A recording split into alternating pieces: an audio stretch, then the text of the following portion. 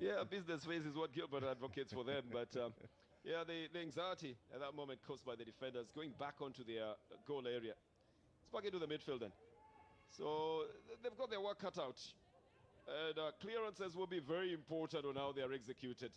Jamal Taseo pushes it back into the midfield. We'll be watching out for Alalinya Zeny and his performance today, together with Wandimage and Hailu. I think we've touted them enough as the men in the midfield for the Hawasa side, and now they should merit that position as well. Absolutely, and they've been given a very integral role to play right behind the strikers at the two attacking midfielders. So Alalinya Zeny and Wandimage and Hailu, 2 goals apiece between them, should be able at least to move the wheels forward for Hawasa. Let's just go out of the field of play. It's going to be a throw-in. Wandimage and Hailu is the man who was trying to control it.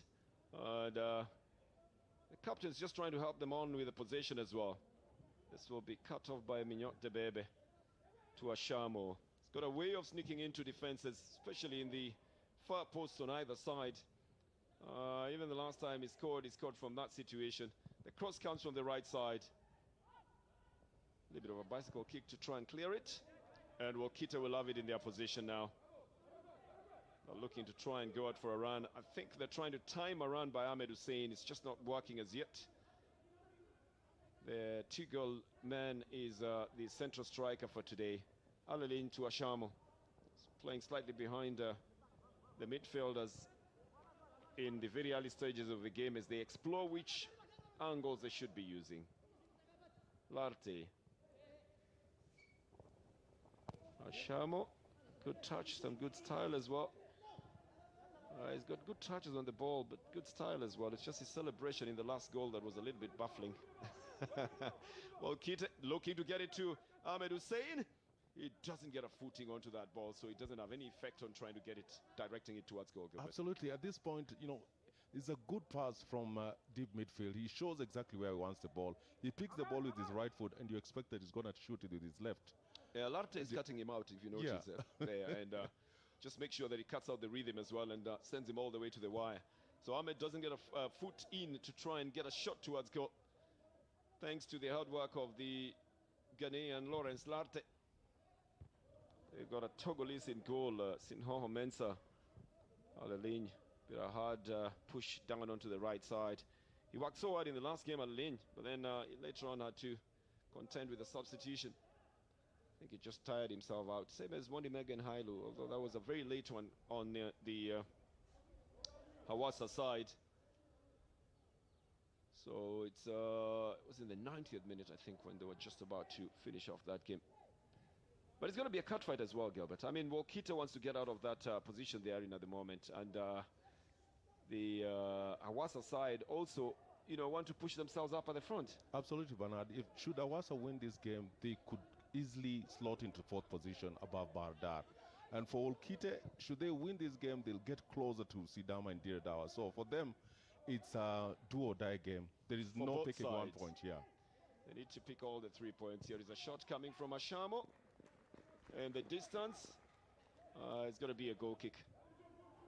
Simbretu is back in that defense, but this one is not bad side of goal from a distance, but it doesn't dip on time. Jamal Taseo doesn't worry about it at all.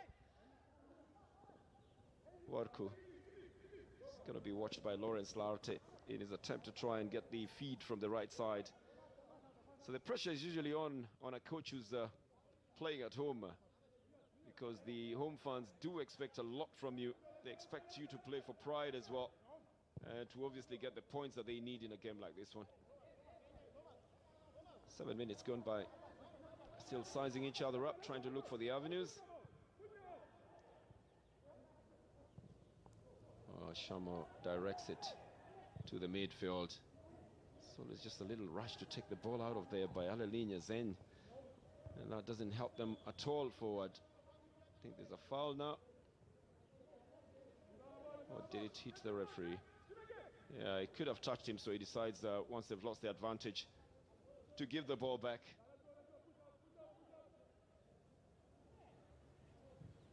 So every game becoming a very crucial game, Gilbert. Every game is a do or die. It is.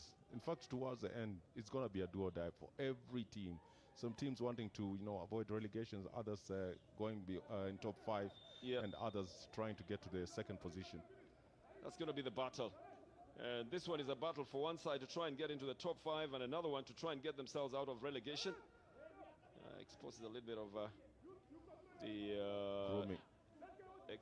exposes a little bit of the tackles that are coming in as well. Ramadan Yusuf is the man who was trying to get in there. It's going to be a free kick. Comes behind the defenders. Then headed out by the hard work of Lawrence Larte. Again, Ashamo doesn't get it out. Lost possession here. Long shot coming off Abubakar Sani. That doesn't work for him, does it? That's an ambitious shot. One, his positioning was not right, and the application was also not right. The ball is rising, and you expect it to dip, but at the wrong time. Oh, this doesn't just get it accurately on the top of his boot. Nothing wrong with ambition, but over ambition can cost you sometimes. So he just decides to pump it forward. Mensah wasn't even worried about where it's going. Ashamo with Wandimage and Hailu.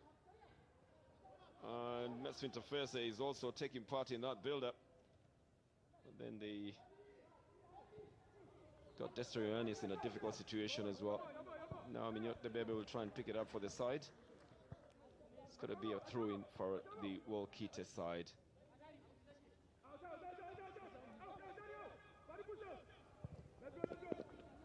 So all the way back to the defense line, which is playing a very high defense.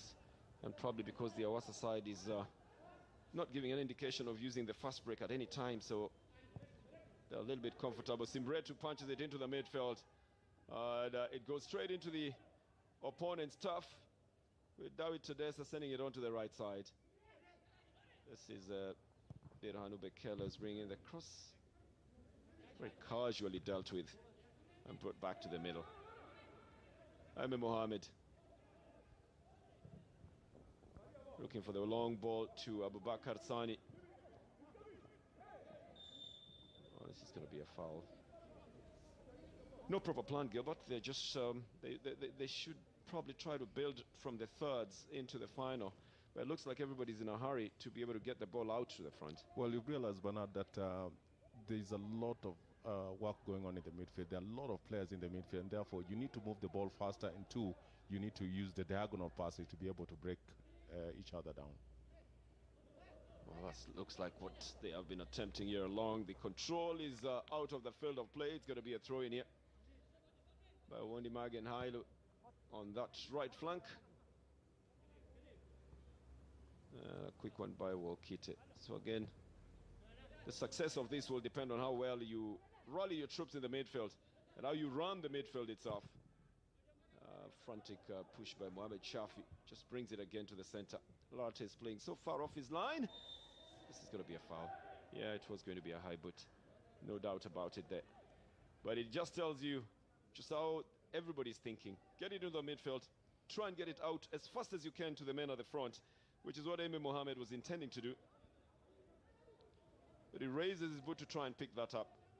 This is onto the left side again. Ashamo. And he's veering off to the center. Gets a return ball. Shamo's feeling a little bit of a pinch on a move that they earlier on did have. That sent one of the Wolkite players onto the ground, but he wasn't noticed. Larte trying to push further. There's a good ball through for Tafese, but he doesn't cut through to pick it up. Still in play.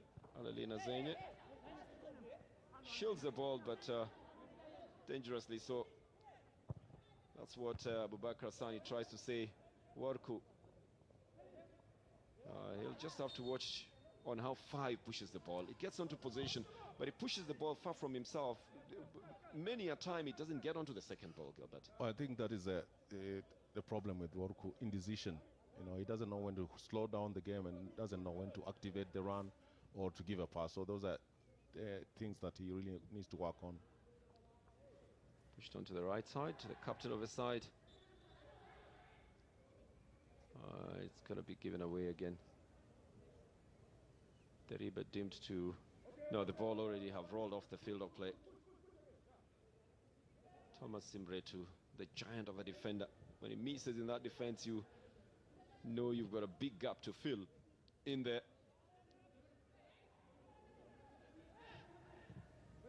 Very casual push by Abtam Musholem. The defense then takes it, and a long ball by Mohamed Shafi. This is going to be a game in which they're going to be trying just to send the ball up at the front. The build-up might not be what you would have been expecting, as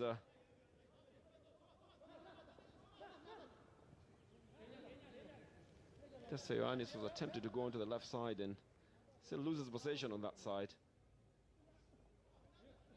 Shamo making himself available for the passes. Maybe a better way to come out with it. Worku. And then Ahmed Hussein will be running for it, and this will be a foul executed by Mignot Debebe on Ame Mohamed. He's doing a lot of runs. He goes right onto the right side, goes right onto the left side, Ame Mohamed. I thought this was going to be going for... he's down who pushed but he's what actually, yeah, yes, you can see it on his left hand. So it's going to go as a foul then for the Hawasa side, not for the Wolkite side. They've quickly taken it. This is going directly to the goalkeeper, Jamal Taseo. And he was watching very carefully to see what Ashamo will be doing, which side he will be running to. It's a much slower game, Gilbert, than what we expected it to be. Yeah, I think it's any time that there's a ball on either side, there's a lot of crowding in that area, and therefore it makes it very difficult to have any passing lanes available. This is a foul, apparently on Abdul Karim Worku, and given to the Wolkite side. Out on the left side, then looking for a cross, goes directly to Mensah. Sinhoho picks it up very easily. Wasn't as tantalizing as you'd expect it to come from the left side for Wolkite.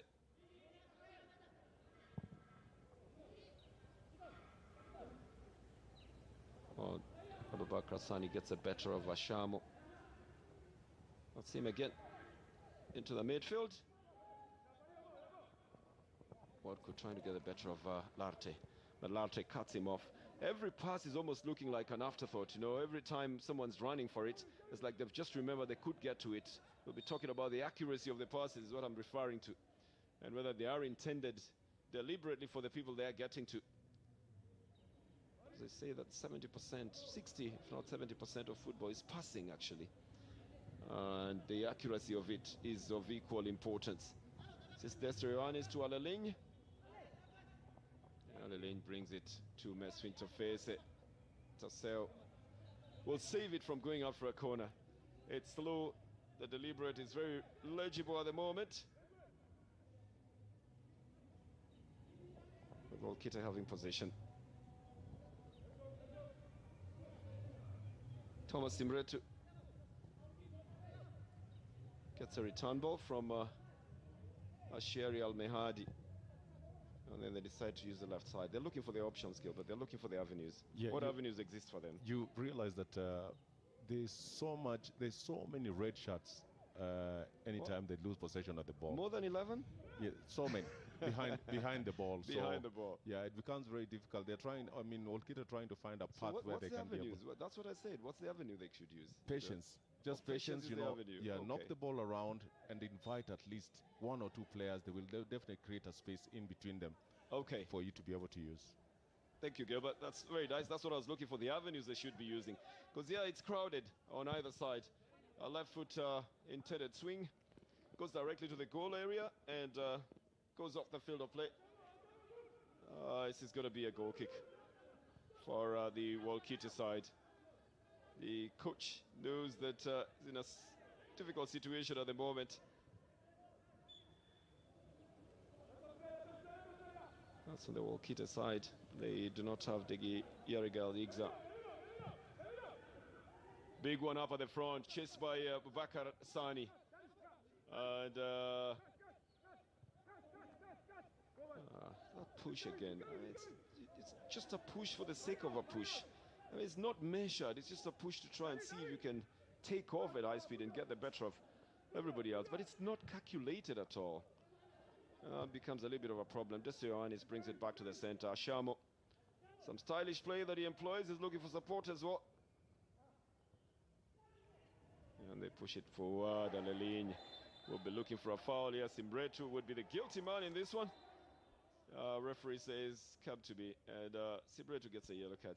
It's very sad that he's already served a substitution, suspension from 2 cards that turned into a red, and now again you see the kind of tackle, Gilbert. I think it's the intention, because he really didn't touch. He never touched us. Yeah. But that's a tackle that if it had connected, would have caused a little bit of a pain. So another yellow card to Simbretu. We'll start the count again. And a left foot delivery by Tessa Johannes. That's where they need him in there, Simbretu, because of the height. He deals with that ball very easily, doesn't he? Yeah, I mean, he really just tries to move out and follow up an attacker in areas that is not even necessary for they the should team. just realize that they need him more and then work smart in his areas. Ahmed Hussein is also going to have to realize that you can't just keep running. Sometimes you've got to face the ball and ask for it to come to you. Chest it down and then do something else other than just chance on it going far out there for you to catch up with. Just played back to Sinhoa Mensah. Larte for the Hawasa side. Good ball to Leligne, who then doesn't control it. It's picked up in the midfield by Shiari Al-Mehadi, who changes it onto the left side. There's very many of them on the ball at the moment, and Tabu Shewalem is the one who tries to push it onto the left side, succeeds in getting the possession for them. Worku directly towards goal. Too direct. It's too direct. I mean, it's the final third, and you expect that the pass has to be accurate. But again, it just wastes an opportunity where he would have made his strikers look better. There's a foul on Ashamo. Yeah, 2 men just bringing him down. That include Abubakar Sani as well. He was trying to turn them inside out. Al-Shari Al-Mehadi was one of them as well. Play to the left side to Dessa Ioannis for the Hawasa side. The loss of possession. You could actually put it at 1 out of every 2 passes, just not getting there. Wani Magen down on the right side. Should have gone further into that box. He had possession in there. You lose possession to chance for something better like a penalty, then you don't get the penalty and you don't get the possession as well. And that's a big loss usually. This is going to be a foul here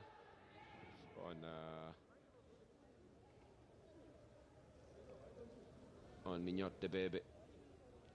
I think it's Ahmed Hussein who had taken off very quickly, but it seems to, just little nudge there, says the referee on Mignot Debebe. Although that's normal contact in football, It's in my normal opinion. contact. I mean, Yeah. Mignot Debebe should have been keeping his footing there. But for this one, Wani Magen Hailu, suddenly, yes, was being tackled, but he's got a chance to have possession. He should have just continued with possession. Anything else that happens to you in the box is more beneficial than happening, the way you think it should. Yeah, he had control of the ball, and the youngster, I think, he's growing with every game that he's playing. So eventually realize that you don't just fall like that in the box. You talk like a true uncle, Gilbert, just giving encouragement to someone who's done something wrong in there. Yeah, he could have picked it up, This is another attempt to try and get the ball into the box, and I don't know why it was ruled offside. No, offside. Seems very legal in that situation. No offside. But the assistant sees it in a different light. You and I see it twice or 3 times. Azene will try to pick up this one. They keep it in play to Simbretu. Then a quick touch by Al-Shari Al-Mohamed. Gets it all the way to Mohamed Shafi. And now it's out on the left side. Ramadan Yusuf pumps it forward. Again, now they leave this one. Worku! And Sinhoa has a crucial touch that sends him away from target. Looking for a chance for a better shot here. That's not well done by Abdul Karib. Worku got himself into a good position to try and go for a shot here. The earlier build-up was much better. This could have been offside. It could have been offside. The flag stays down though, and then they should have gotten that ball over the goalkeeper at this point. It's 2 against the goalkeeper. I think they're trying too many touches right in front of goal, and that shot by Abdulkarim Worku not really hitting the target. No, it doesn't. Still trying to latch onto position. Pushed back by Minyot Debebe. Wondimagen Hailu. And got a good back heel that gets it to Alalinya Zen.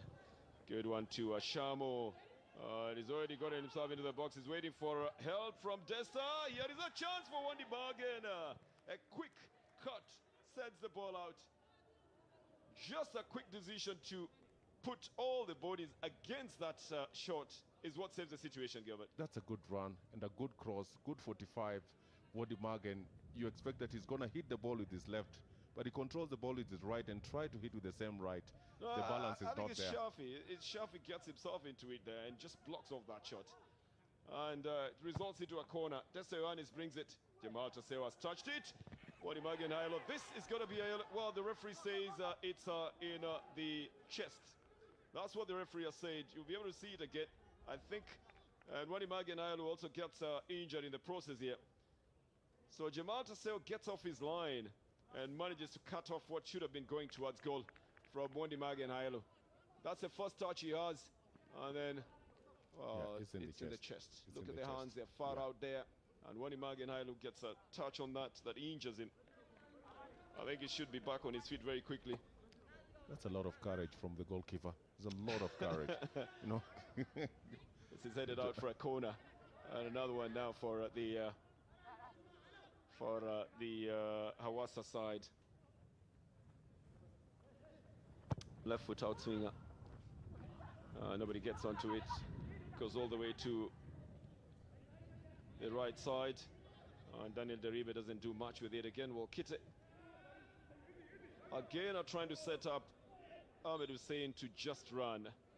It's going to be a difficult day for Ahmed Hussein. If all he's going to be doing is running on the flanks, running on the side and at the center, he's just going to run himself out of energy in a little while. We go into the water break, Gilbert. What's your assessment of what has happened so far in 25 minutes? Yeah, I think Ahmed Hussein needs to change tact. Instead of running into space, he needs to run into the ball so that the ball is fed to him directly. That means he'll still be running. No, I'm saying you can not running away from the ball, running towards the ball so that you receive the ball. My fear is that he's going to get tired of all those runs. There's got to be people in the midfield with whom he can play and then put himself in a better position. Yes, that is the concern. That's what I'm saying. You don't run away from the ball, because if you run away from the ball, then you're going to run a lot. But if running towards the person, the ball. Yeah, to meet the ball, it becomes easier for you. What about Hawasa? I think Hawasa need to know that they just lost to another relegation candidate, Adama, by 2-1. So playing another relegated candidate, it means that they're going to work 100% more. So clinically at the front, they need to be absolute whenever they have an opportunity to take a shot. Yeah, that's why they've been trying to bring it on the left and the right side almost equally, and then also at the center. So they've tried 3 different options. That's why I was asking what the route is that they need to use at the moment. For the Wolkite side, trying to come through the middle, through Abubakar Sani and Ahmed Hussein is where their percentages have gone to, and then they are also trying to use the left wing slightly more. But maybe the discussion will be centered about how to manage the game for the Hawasa side, and also just how to get into the final third. That's what I'm thinking. For the Wolkite side, they're not getting the midfield right, and they're not getting the passes up right. That's why the St. George coach is watching them very closely, because the last game that Wolkite will play will be against St. George. That means that the coach, Frank Natal, will be taking notes on what to do. A little bit of a breeze has come to the stadium, and maybe a little trickle of rain as well that has been missing in the last few days. Every time it was threatening, may just come down this time around at the Hawasa Stadium. I think by now you know that we are in close proximity of the Lake Hawasa, which then would dictate that we get convection or rain occasionally. It's gone back into play now after the water break, and Larte is pushing. The one thing you will notice is that the Hawasa side is playing a very high line. Very, very high. That's Larte. Oh, he gives it away to the opponents and tries to come back to pick it up. And big mistake, because he's got to get back to his line as well. This is going to be a foul. Ahmed Hussein for the second time being penalized for pushing from behind. Wondimagen Hailu tries to get it to Alalinya. And probably the intensity is changing, Gilbert. It looks slightly faster now, doesn't it? Yeah, I think those are the instructions by the Hawasa coach, Mulugieta Mihiret. He knows that they're giving too much time for Wolkite to come back into the game. So his instructions are try and build a little bit faster. Okay, Gilbert, if you can also deliver that a little bit faster, it will work very well as well. As they're already using that mantra down on the left side and they're moving very quickly. I think for the assistant coach, Abdullahi Tesema is the man who's taking care of the side. I think they've also got Sisei Abraha on that side. The assistant coach as well and the trainer, there are two of them. They must have given those instructions as well to the side of Wolkite. This is a good pick by Ahmed Mohamed. They will need support because a lot of feet are organizing themselves. And then again, they lose possession from the Hawasa side, who need support as well up at the front here, but they are defending in numbers. When they have the attack, they need to move quickly in numbers. Yeah, you're right. I mean, moving very well through the ranks, but again, when they get to the final third, they've really failed to give the correct kind of pass. Dessa Ioannis on the left side for Hawasa. Here comes the cross. And a better dealing with the cross by Al-Shiari. Larte, look at where he's playing. Very far off his line is the last man. He's leaving Mignot Debebe to marshal anything else that would come. But Wolkite also falling into defense here. But two sides employing the same tactics, moving up quickly when they have the possession and falling into their defensive formation when they are under attack. Absolutely. Biggest problem is that both teams really not having any clinical finish at the top. Build up very good, but again, nothing coming from both sides in the forward line.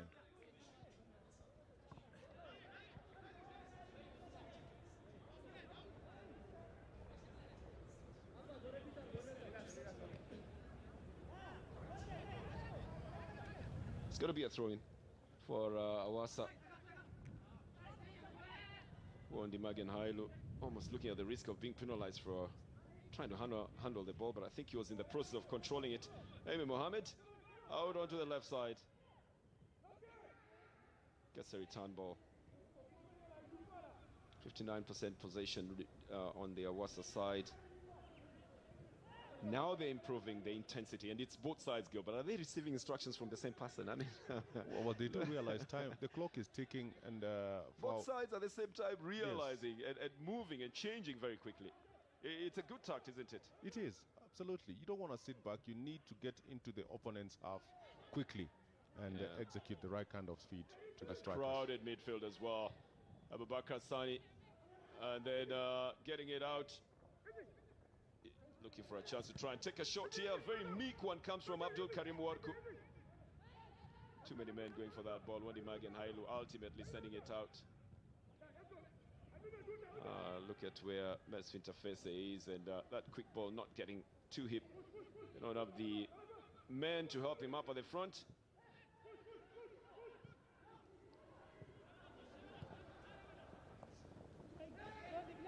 This is a chance on the right side for a shot that should have been coming off the feet of the man on the right side of attack, Gil, but something happens here and he doesn't just go for the shot. I'm not sure. He must have. Jonathan Fisher makes a run, but I think he must have taken his eyes off the ball. Yeah, he didn't have he didn't make a connection with it. Again, too many touches by Jonathan Fisher. The first time that he's coming into the attack to help out. Mesfin Tafese it out, moving down on the right side. The captain bringing in across Simretu in a diving header. Here is Mesfin Tafese into the hands of Jamal Tassel. Very well placed to see that one. Mesfin Tafese scored 2 goals the last time when he played against the hardier side. But that shot wasn't the kind that is going to disturb Jamal Tassel at all in that one. Simretu. And Ashamo then picks it up. It's going to come into the midfield again to Dawit Todese.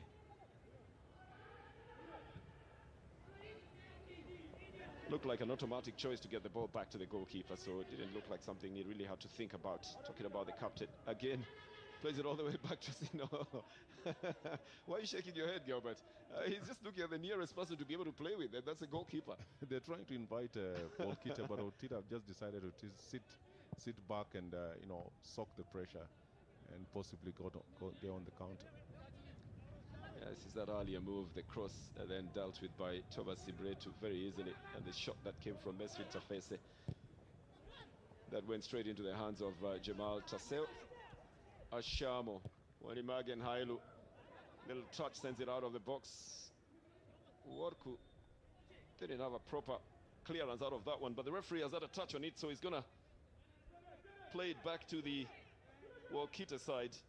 That's where he'll bounce it to, as Alalin organizes himself in the midfield to wait for it.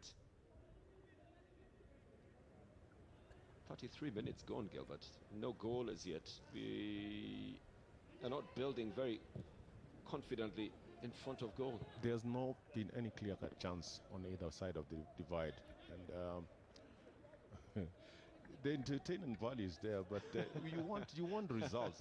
You're looking for 3 points here. Why are you looking at me? Why are you looking at me as if I'm the one who's making it happen like that on the field? I didn't tell them to play the way they are playing.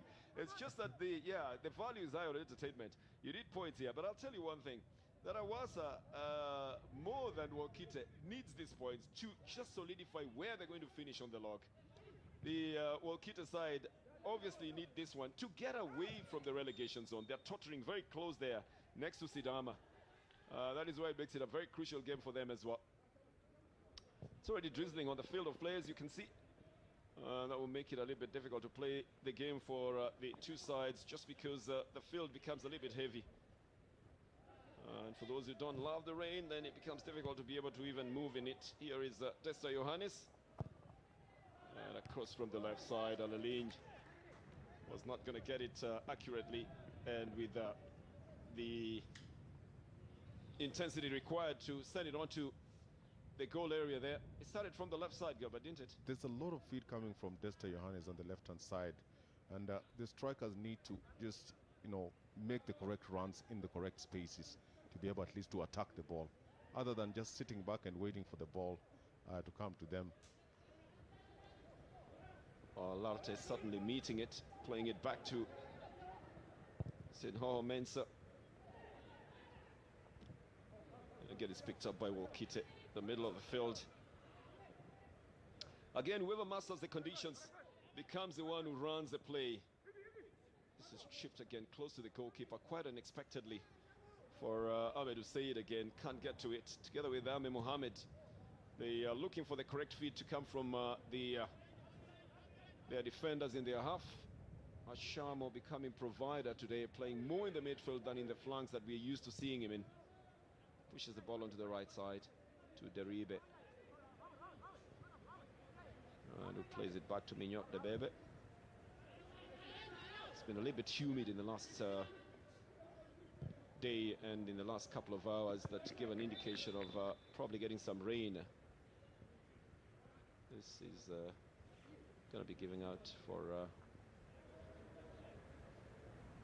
position for a throw-in for the Wolkite side.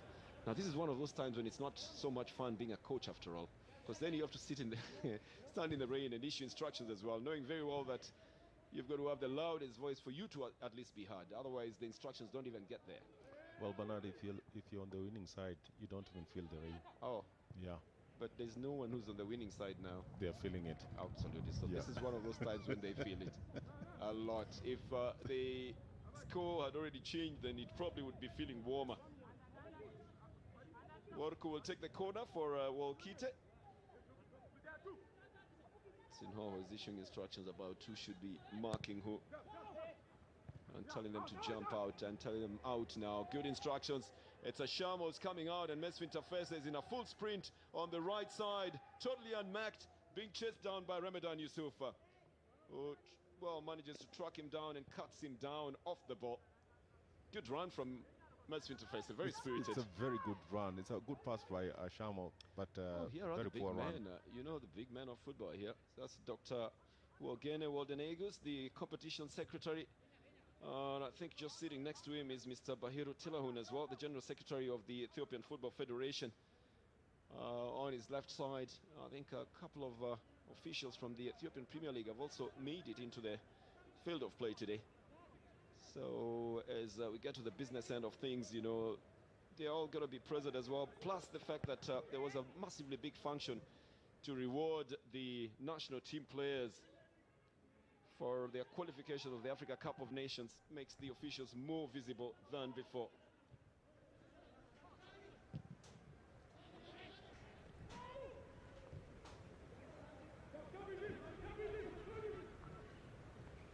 So this is back into the midfield.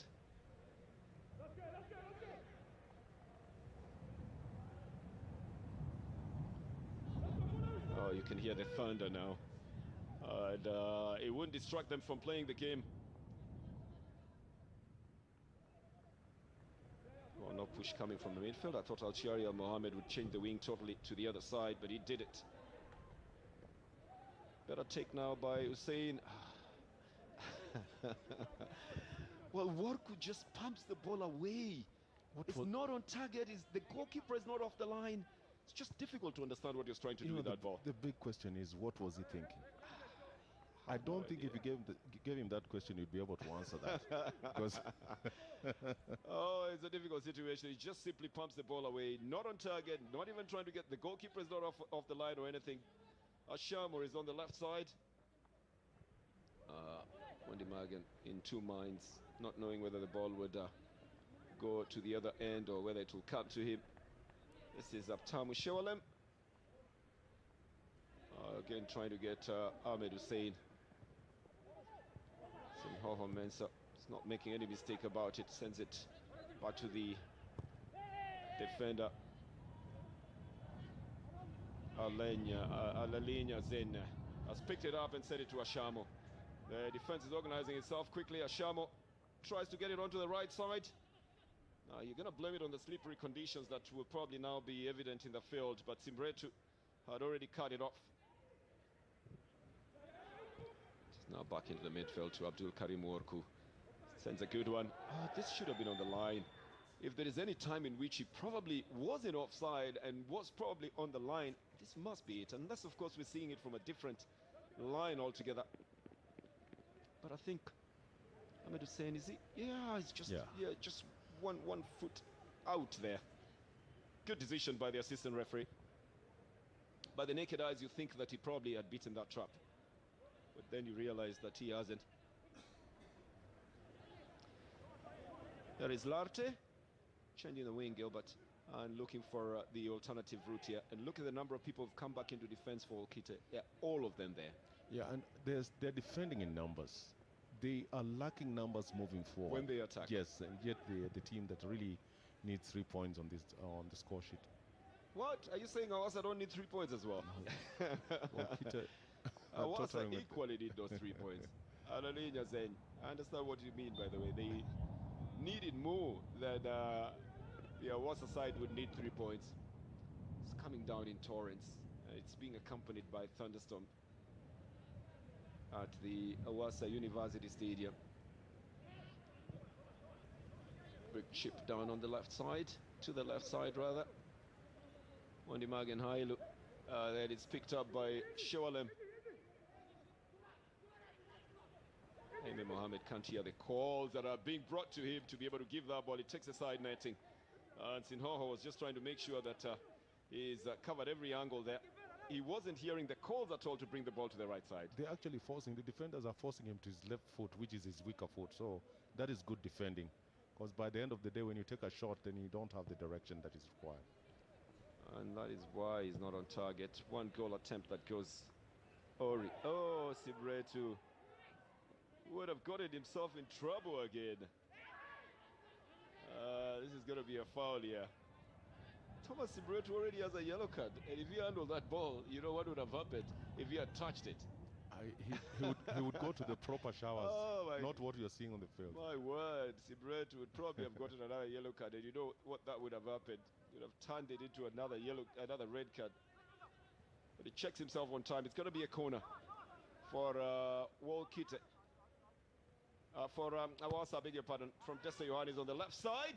Mesfin gets a header. Alalin gets a header, but doesn't turn it accurately towards goal. It goes off the field of play. We're playing 43 minutes, Gil, but the 44th minute now. What do you make of the game? Well, I think it's lacked the clinical edge in terms of the final third. Yeah, there's something lacking in it.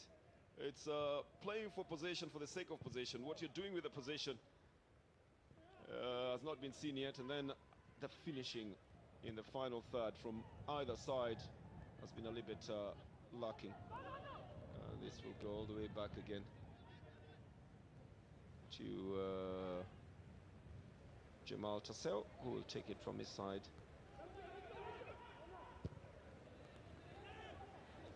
This is headed out by Desra Johannes. Nothing would change here. Hawasa, if they picked up 1 point, would probably move into the 6th position only with 31 if it ended in a draw. But it would be of no benefit to the Wolkite side, who would still remain in the 11th and would pick up just 1 point. And that is it. No, that's not good statistics in this business end of things. It is not. It is not. You can see where they are on the table already. The two teams, Jima and Adama, are on their way out. So okay. They're looking for a partner to go out with. Gilbert, can you remove that sad face from here? Can you remove that sad face from here? I mean, we got a game in our hands here. It's still 0-0 here. It will liven up in the second half, and obviously it's going to be more explosive. But the face you're giving it is a yellow card kind of face. It's back into the midfield. And Wolkite need to ride it at least with some intensity. It's going to go out for a throw-in. This is going to be for Wolkite. Giving instructions at a time like this to a team like this in a game like this must be one of the hardest things to do. It's raining, it's still 0-0, you need the points, and it's not working out the way you'd best want it to. We got only 1 minute of added time here. And the Thunder is also threatening to be part of the game now. It's going to be a free kick here. These are the times when you think about the advantages of being in Abesha, in Hawasa, and in Ethiopia in general, because you can always get yourself a cup of buna. It's always around the corner. I think that's what we'll order at the break, just so that it can liven up the things a bit. Plus the fact that it's raining is going to be a little bit cold. Simretu will take the free kick. And this will be deemed to be onside. Some quick action by Mignot Debebe gets the better of two strikers, including Ahmed Hussein. There's a lot of pushing and holding, but what do you think the referee will give you from that? From Abu Bakar Sadi. Shamo pushes it up at the front. That will be the whistle for halftime. Not a very exciting half, and a half in which there isn't much to write home about, except the fact that the rain is going to make it worse. Even as we come into the second half of it, they're really going to be instructions on how to, push this game a bit to have some intensity. And also just how to try and get a goal in it to be able to lead it. But from the Hawasa University Stadium at this moment, it's Hawasa 0, Wolkite 0. We'll see what happens in the second half.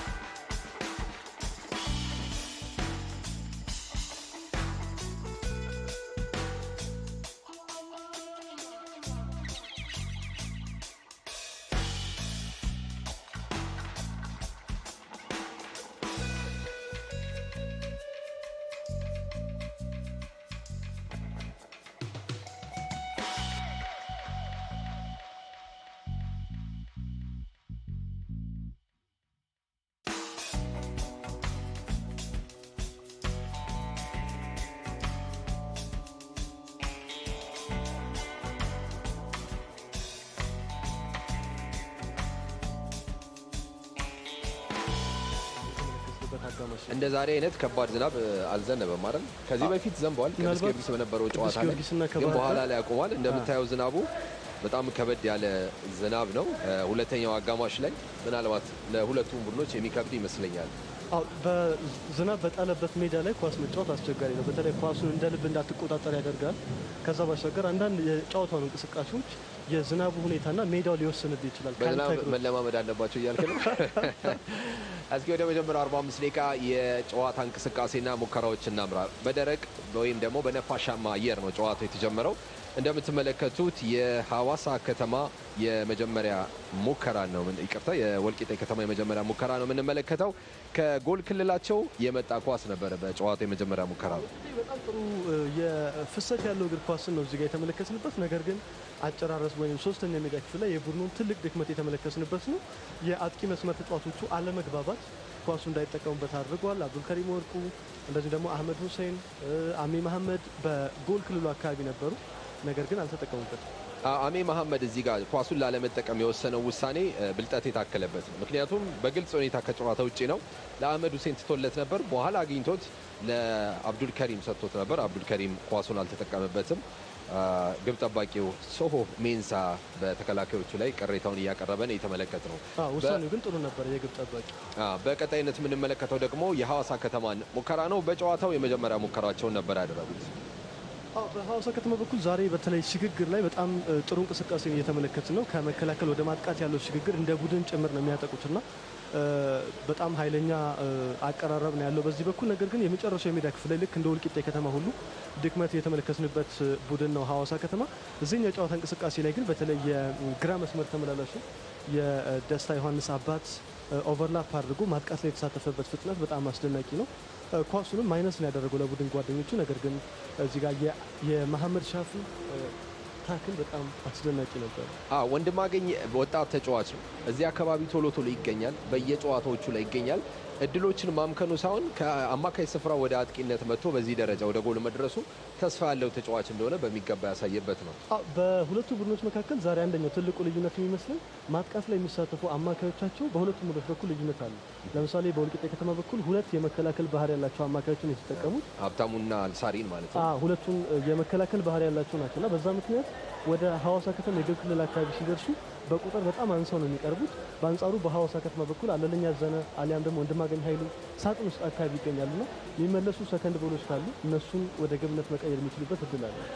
በቀጣይነት የምንመለከተው በመጀመሪያው 45 ደቂቃ ከነበሩ ሙከራዎች መካከል በሐዋሳ ከተማ በኩል የተደረገ ሙከራ ነው። መስፍን ኳሱን ለመሞከር የሄደበት መንገድ መልካም ነበር። የኳሱ ሂደቴን ይመስላል። አሁንም በተለመደው የሐዋሳ የመስመር እንቅስቃሴ በጣም አደገኛ ሂደት የተመለከትንበት ነው። የተከላካይ መስመር ተጫዋቾቹ ኳሱን የሚያጸዱበት መንገድ ላይ ግን ይበልጥ ለአደጋ አጋላጭ ይመስላል። የቡድኑ አምበል ኳሱን ያጠራበት መንገድ ይበልጥ ለሐዋሳ ከተማ ተጫዋቾች የሚመች ነበርና በሚገባ አልተጠቀሙበትም እንጂ አደገኛ ኳስ ነበረ። በቀጣይነት ደግሞ የምንመለከተው አሜ መሐመድ በወልቂጤ ከተማ በኩል በመጀመሪያው 45 ደቂቃ ላይ ከነበሩ ሙከራዎች መካከል አንዱን የሞከረበት መንገድ ነው። 45 ደቂቃ ላይ አሜ መሐመድ እንደዚህ ደግሞ አቡበከር ሳኒ በወልቂጤ ከተማ በኩል አህመድ ሁሴንን ጨምሮ ይሄ ነው የሚባል አደገኛ እንቅስቃሴን ሲፈጥሩ አልተመለከትንም። እዚህ ጋር የአሜ መሐመድ 45 ደቂቃ ላይ ይሄ ነው የሚባለው ተጽዕኖ በተለይ ወደ ግብ ክልል አካባቢ ሲደርስ ይሄኛው ይመስለኛል የግል ጥረቱን ተጠቅሞ ተከላካዮችን አታሎ ነበር ኳሱን የሞከረው። ነገር ግን ኢላማውን የጠበቀ ሙከራ ነበር። ዝናባማ ከሆነ በኋላ ሜዳው የተደረገ ሙከራ ነው። በዚህ ጊዜ እንግዲህ ጥንቃቄ ይፈልጋል። በተለይ ግብ ጠባቂዎች፣ በተቃራኒው ለአጥቂዎችና ለአማካዮች ደግሞ የሚመቱ ኳሶች እድል አላቸው። ወደ ጨዋታው ቁጥራዊ መግለጫዎች እንመልከት። ክቡራን ተመልካቾቻችን 5 ሙከራዎችን አድርገዋል። 2 ኢላማውን የጠበቀ በሐዋሳ፣ በወልቂጤ በኩል 1 ብቻ ነው። በአጠቃላይ 21 ጥፋቶች ሰርተዋል። ካርድ በወልቂጤ ከተማ በኩል 1 ካርድ ተመልክተዋል። ቶማስ ስምረቱ ነው። ከ5 ቢጫ ካርድ ረፍት በኋላ ነው የመጣው። 51 ከመቶ ሐዋሳ ከተማ፣ 49 ከመቶ ደግሞ ወልቂጤ ከተማ የኳስ ቁጥጥር የበላይነት አላቸው። አብዛኛው የኳሱ እንቅስቃሴ በሐዋሳ የሜዳ አጋማሽ ላይ ነው። ይበልጥ በጣም ተጠግተው ተጭነው የተጫወቱ ነው የሚገኙት ከተከላካዮቻቸው ጀምረው። የማጥቃት እንቅስቃሴዎቹ 23 የማጥቃት ሙከራዎች ተደርጓል በሁለቱም ቡድኖች በኩል። ነገር ግን ኢላማውን የጠበቀ ግልጽ የግብ አጋጣሚ መፍጠር ላይ ሁለቱም የተቸገሩበት አጋማሽ ነው። በሐዋሳ ከተማ በኩል መሀል ለመሀል እንደዚህ ደግሞ በግራ መስመር በኩል ይበልጥ አደገኝነት ይታያል። በተለይ ደስታ ዮሐንስ አባት የሚያጠቃባቸው እንቅስቃሴዎች የቡድኑ ቁልፍ ይመስላል። በወልቂጤ ከተማ በኩል በቀኝ መስመር በኩል አንድ የማጥቃት እንቅስቃሴ ነው የተደረገው። አቡበከር ሳኒ የመጀመሪያ 45 ደቂቃ ላይ ተጽዕኖ ሲፈጥር አልተመለከትነውም እና ምናልባት ቡድኑ የግድ ጎል ያስፈልገዋል፣ ማጥቃት አለበት። ከዛ አንጻር አሰልጣኝ ሁለተኛው አጋማሽ ላይ ለውጥ ማድረግ የሚጠበቅባቸው ይመስለኛል። በሁለቱ ቡድኖች በኩል በተጠባባቂነት የተሰለፉ ተጫዋቾች እነማን ናቸው? በዝናባማው ጨዋታ ለውጥ መፍጠር የሚችሉ የሚለውን እንመልከት። በሐዋሳ ከተማ በኩል አማካይ ክፍል ላይ ለውጦች ሊደረጉ ይችላሉ። ኤፍሬም ዘካሪያስ አንደኛው የቡድኑ አማራጭ ነው። ሄኖክ ዲልቢ ሌላው ለቡድኑ የተለየ አማራጭን የሚሰጥ ነው። አጥቂ መስመር ላይ ቸርነት አዊሽ እድል ይኖራል ብዬ አስባለሁ። በወልቂጤ ከተማ በኩል ከተከላካይ አማካዮቹ አንደኛውን መቀነስ ያለባቸው ይመስለኛል። ስለዚህ በኃይሉ ተሻገር አንደኛው አማራጭ ነው። ከዛ ውጭ ግን ጅብሪል ላስር እንደዚሁ የፊት ቡድኑ ጎል ያስፈልገዋል። ጠዋት ላይ ታናሽ ወንድሙ አቡበከር ናስር የኢትዮጵያ ፕሪሚየር ሊግ የኮከብ ግብ አግቢነት ሪከርድን ሰብሯል። በቤተሰቡም በአቡበከርም እምነት ከተጫዋቾቹ ቤት ውስጥ ካሉት የተሻለው ጅብሪል ናስር ነው። በተለይ በፈጠራው ጥሩ አቅም ያለው ተጫዋች ነው፣ ግን ብዙ እድል አላገኘም እስካሁን ድረስ። 3 ጊዜ ነው መሰለፍ እንቆቅልሻውን ተቀይሮ ነው ከኔ ይበልጣል የሚለው ተጠባባቂ ወንበር ላይ ነው። ያነሰው በራሱ እምነት ያነሰው ደግሞ የፕሪሚየር ሊግ ኮከብ ግብ አግቢነት እየመራ ነው። ከዛ ውጭ ግን አጥቂ መስመር ላይ አህመድ ሁሴን የመጀመሪያው አጋማሽ ላይ እድሎች አልተፈጠሩለትም እና ከዛ አንጻር ሁለተኛው አጋማሽ ላይ ምናልባት ሄኖክ አየለን ቀይሮ የሚያስገቡት ከሆነ ተጨማሪ ሌላ አማራጭ ይሆናል ብዬ አስባለሁ ለቡድኑ። እንግዲህ በሜዳው ላይ እንደምትመለከተው ከባድ ዝናብ አለ። የሱፐር ስፖርት ካሜራዎችም በዝናብ ልብስ ተሸፍነው ነው የምንመለከተው። ስለዚህ የራሱ ተጽዕኖ ይኖረዋል። መረቡም ውሃ ይዟል። እንግዲህ ወደ ጎል የሚመታ ኳስ ካለ በደንብ ማን ነው የመረቡን ውሃ የሚያረግፈው ነው የምንጠብቀው ማለት ነው። እንግዲህ ተቀጥሎ የሚገባ ተጫዋች በሐዋሳ ከተማ በኩል ከምክትል አሰልጣኙ ጋር እያሟሟቀ ነው የሚገኘው። ሜዳው ላይ እንግዲህ በጣም ከፍተኛ ዝናብ እየዘነበ ይገኛል። በኢትዮጵያ ፕሪሚየር ሊግ በሐዋሳ ዩኒቨርሲቲ ሜዳ ሁለተኛው 45 ደቂቃ በተለይ ደግሞ ላለመውረድ የሚታገሉት ሲዳማ ቡናዎችና ድሬዳዋ ከተማዎች በልዩ ትኩረት በያሉበት ቦታው ነው የሚመለከቱት ጨዋታ ነው። ሐዋሳ ከተማ ከወልቂጤ ከተማ እስካሁን ግብ አልተቆጠረም። ሁለተኛው አጋማሽ ምን ያሳየናል? ከሱፐር ስፖርት ጋር በመሆን የኢትዮጵያን ፕሪሚየር ሊግ ወሳኝ ሂደቶች እንድትከታተሉ በድጋሜ በአክብሮት እንጋብዛችኋለን።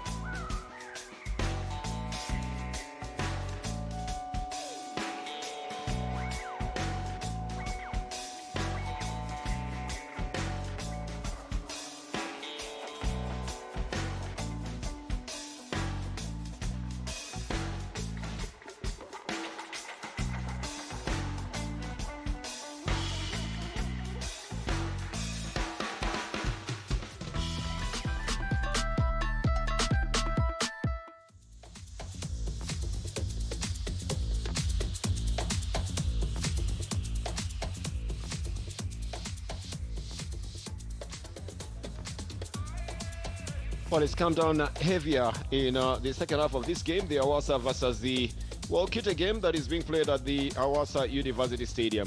Talking about the rain that has intensified by the time we're going into the break, you're almost wishing that there would be an intensity on the game as well as the rain intensifies.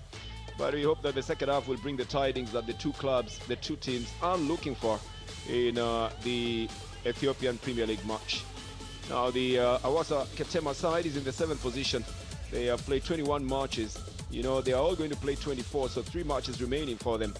I mean, this is the 22nd, so they have 2 matches remaining.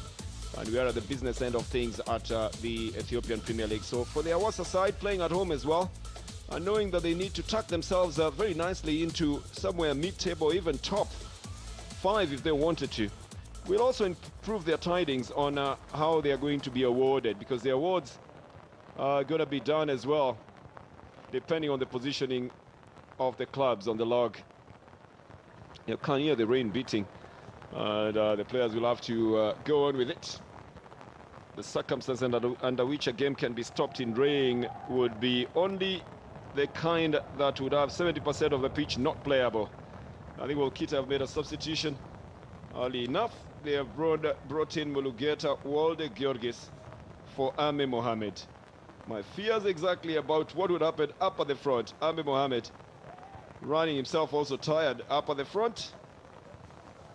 Will not be coming back in the second half. And of course the rain will make things a little bit more difficult at the moment. Running will be difficult. Take it off will be difficult. Well, they've got to play 45 minutes in those situations. So just waiting for the restart here in the Hawasa versus Wolkite Ketema match. They obviously have had a little talk in the dressing room about how to go about it. But now the dynamics change a bit. Sometimes the ball will not move forward. Sometimes the ball will slow down a bit. Sometimes it will not reach the passes. And sometimes you simply will not be able to control it. I think they've also made a substitution on the Hawasa side, and Daniel Deribe, the captain, seems to have been taken to the bench in preference to Cherineta Wish for the side. Well, the Georgis, we already did that one for Ame Mohamed. I think that's the decision that has been made there. So 46-minute substitutions made by the two sides.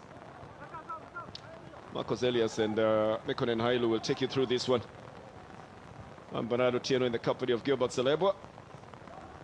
It's going to change, Gilbert, the way it's going to be played here. It's not going to be the same all through. Things will change a little bit. Well, how it will be pushed will be different. Well, they had an opportunity to be able at least to play some good football in the first half. And now that the rains are here, they need to make an adjustment, whether they're going to continue playing the short passes, or they're going to bypass the midfield and try to play direct football. So whichever team wants to move forward, they must avoid the midfield players' space, because it's going to be very clogged. Yeah, that looks like what is going to be happening there. Sometimes the ball will bounce and not go anywhere. It will stay where it is, and sometimes it will bounce and move away from you very quickly. So whoever masters the pitch will be the one to control it. But I tell you, the dynamics change as soon as the rains come. It's anyone's game. It's not even about what you train for. It just changes everything altogether. So it's going to go to the left side, to the Hawasa side. And Mesfin Tafese employs a little bit of speed here, but too much speed. They say speed without control, Gilbert, is another thing altogether. Well, that's going to be the downside side of this, because now the ball is going to be even moving faster. Yep. So you as a player must be able to control at least yourself in your movement. Jamal Tassel will take it. Oh, you'll know the waterlogged parts of the field. They will look like there's got a little bit of a reflection in there. Well, the Georgis wading through it and trying to put it forward for... Oh, Ame Mohamed is still in the game then.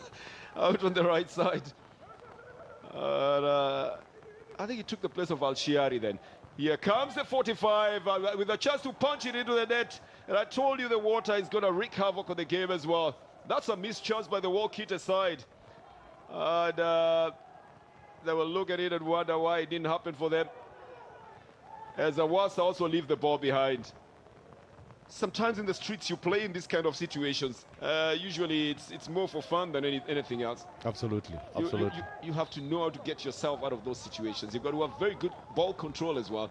And even the control of your own running must come into play here. Here's a cross again, Gilbert. Yeah, it's a nice pass, although I expected a cross from there. And at this point, that should have been... Abubakar Sani with the golden opportunity, and he misses a size 5 ball. It's unbelievable. It happens because of the rainy situations. Things are different. Walter Georgi sends it out to the right side. Ayman Mohammed again. And then brings it up 45 on the across on the left foot. Speed will be of the essence here, but the Hawasa side doesn't have enough numbers up at the front. It comes onto the left side. This is pushed back into the center by Abubakar Sani. And a long drive by Mohamed Shafi, and this is going to be offside. But Wolkite suddenly looking much better than the Hawasa side in the rainy conditions they're playing in at the moment. Yeah, I think they made a very quick substitution by bringing in Mulugeta for Ashiari.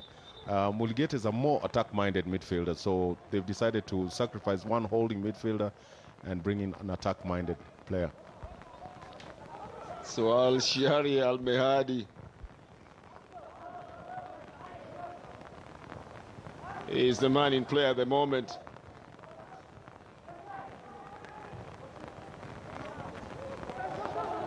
As Mesfin Tafesa picks it up on the left side, tries to bring it across. Simretu is trying to deal with it. Walde Georgis just tries to keep it in play here. I think he manages to bring it back to the possession of Wolkite. While everybody was watching and expecting it to roll out, Hawasa will give it to the captain now.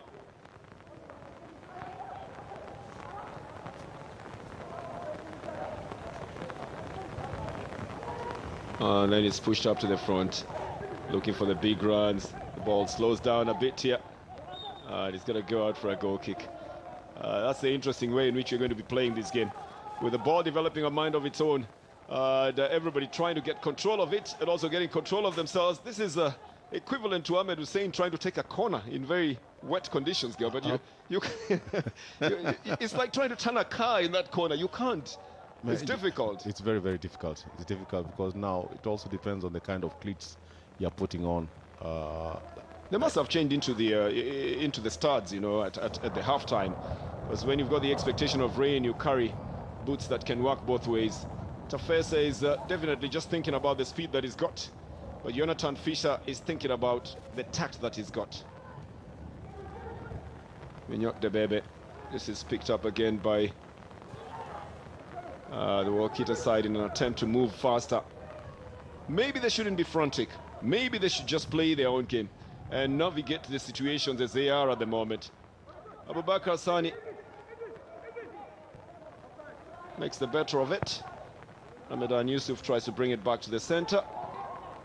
Sinho Mensah is off his line and doesn't do anything there, and he claims he didn't do anything. The captain is now Desta Johannes after Deribe was substituted, and the captain is the one who manages to get it off and away from that danger, Gilbert. Yeah, it's all about, you know, waiting for that one opportunity for a mistake to be done and to capitalize on it. And both sides of the divide should be able to know that by now. It's a corner for Wolkite.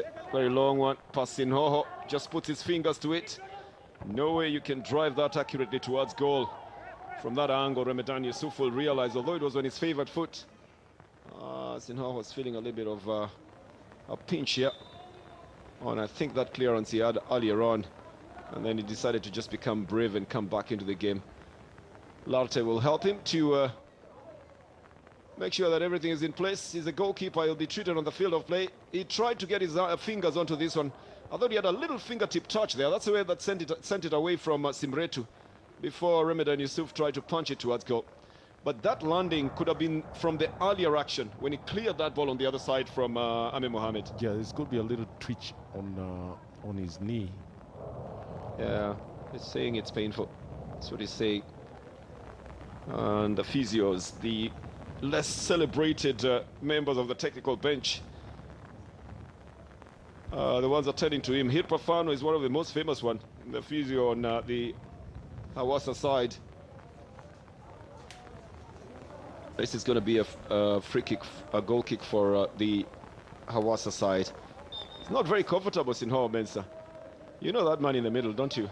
Well, I think you know all the three men. Abraham Ebret. Okay, I'll tell you. The one on the left is a journalist for a local newspaper. The one on the right has a good number of players in his stable, but he's talking to a man who's been the national team coach before as well, Mebratu, who's the coach of Sebeta, probably exchanging ideas on how the game should be played. Here, this is back into the midfield. Alalinya Zen navigating the waters to Mesfin Tafese. Takes his time to bring in the cross. The goalkeeper will pick it up easily. And Jamal Taseo starts a quick one. Helped, of course, by the water. They should have brought their swimming costumes along, shouldn't they, Gilbert?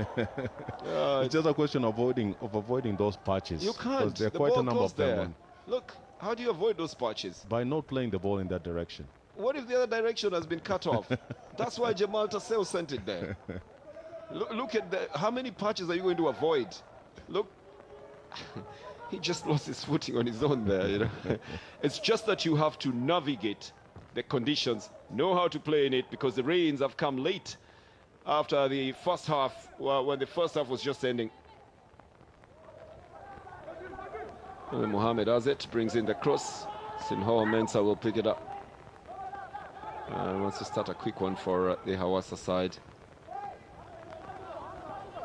You know, this kind of situation, Gilbert, totally takes away even what was discussed at halftime in terms of attack, because the tact changes because of the field. Absolutely. And I think sometimes it just gets onto the players. You make your decisions basing on what you're feeling or finding on the field.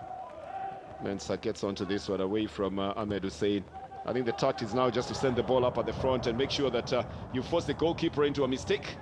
Ashamo tries to cut in front of the player, but surely he lost possession. He's actually blocking the defender from picking up the ball. Yeah, he had lost possession of the ball, and just trying to cut into Ramadan Yusuf's path. The referee is Emmanuel Haile Selassie. He's an international referee, but in this one, I think, unless there's that hand, okay, he probably sees a hand, two hands getting onto Ashamo. Not enough to send Ashamo down, but, you know, he makes a big meal out of it. And intimates that he's been pushed so hard into the ground. It's going to be a free kick. I think Desta Ioannis is preparing to take it on his favored left foot, which means it's going to be curving inwards. 1, 2, 3, 4, 5, 6 red jerseys in there. It's a very low one that he delivers. Second shot by Wondi Magenhail, is equally blocked. Desta Ioannis tries to take it back in the water. You're going to have some brakes, Gilbert. Oh, yeah. You need some brake fluid. You need to have done some good service on the knees as well, so that you can be able to brake effectively to pick up this ball. And proper tires. Because if your tires are flat... Well, you might as well just have a little fun in it. It's not draining fast enough. It's staying on the field. The control is going to be very difficult. And one side of the field is the one that has all those conditions. The left side of attack for the Wolkite side, and the right side of attack for the Hawasa side. So I think if you are to avoid any area, those are the areas you should avoid. This is well taken by Mohamed Shafi. And a little tussle for the ball here. That gives it away for a free kick after Ramadan Yusuf has been fouled by the younger Wondi Magenhail.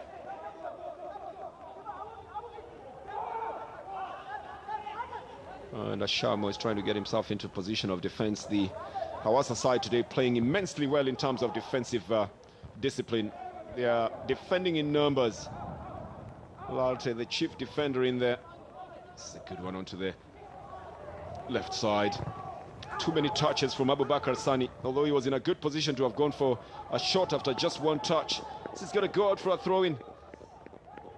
He had a good there. He should have taken the shot there, Gilbert. It's a good control, but he's weaving himself into a lot of red stockings, and making it very difficult for him to get a shot. 12 stockings to be 12? exact. Yeah, that's 6 pairs. 6. There were 6 defenders in there. 11 goal attempts. No goal is yet. This is out on the right side to Ahmed Mohamed. Warku then brings it back, trying to bring it to the center. The clearance coming off Birhanu Bekele. Mesfin.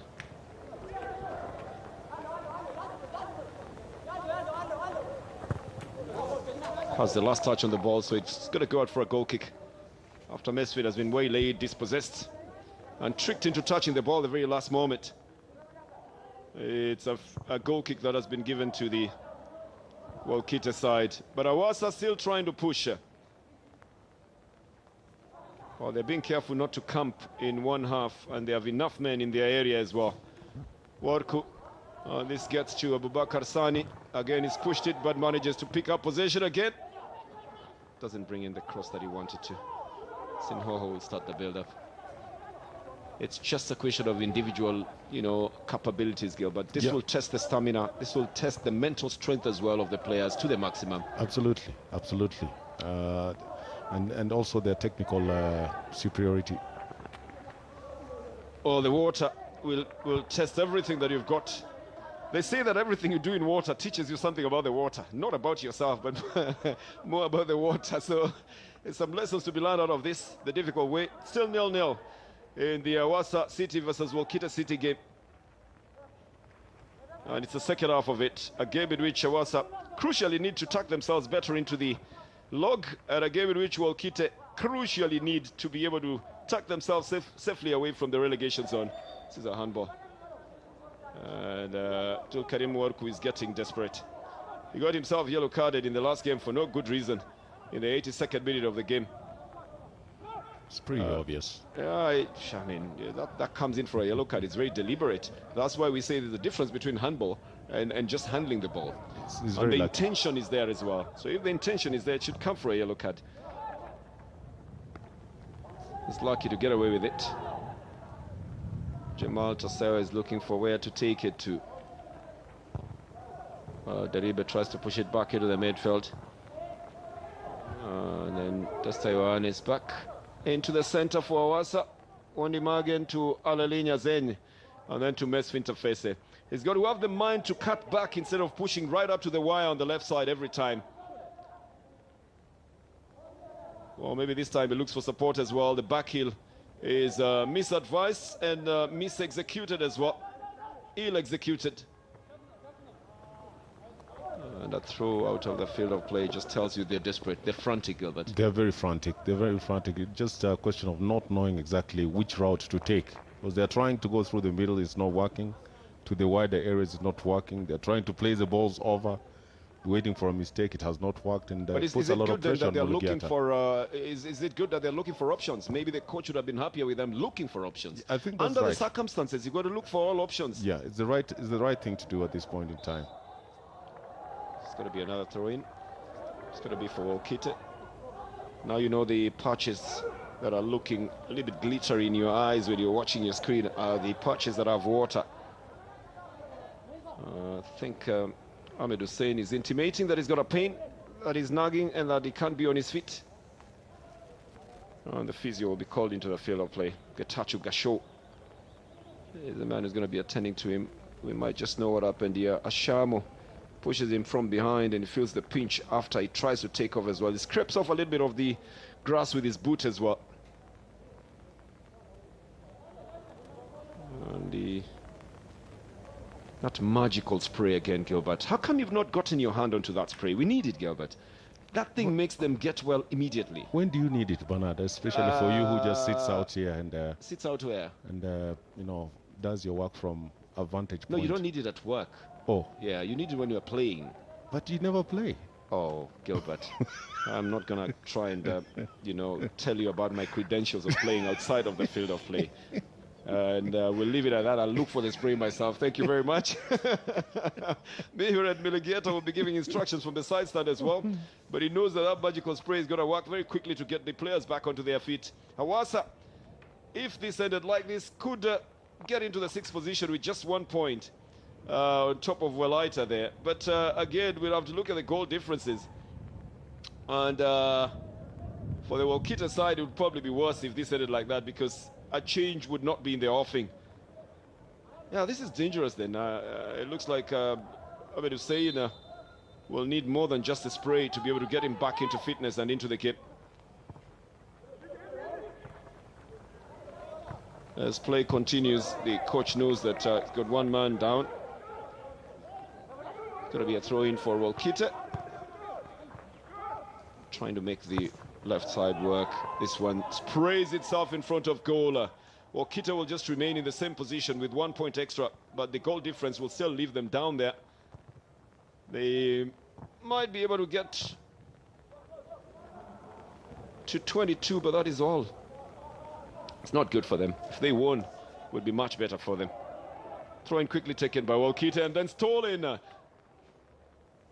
An intended quick run by Cherineta Wish doesn't take off. Hawasa will come to try and pick it up from their own half. They don't have the numbers in the midfield. Everybody's chasing the ball, Gilbert. It's taking a circular route all round every time. They've tried to avoid this patch as much as possible. It's going to be a foul here. And Cherineta Wish, I think, has got something in his eyes from that tussle. They're helping each other with Jamal Tassel. It's a sportsmanship gesture in which Jamal, who's the goalkeeper on the other side, is helping the striker on this other side to get something off his eyes just so that he can see clearly the goal area and maybe even shoot better towards Jamal Tassel himself. But it's sports, you know, and fair play must be employed at all times. We're going to see a lot more of this now with the kind of weather conditions we have in Hawasa today. It's raining.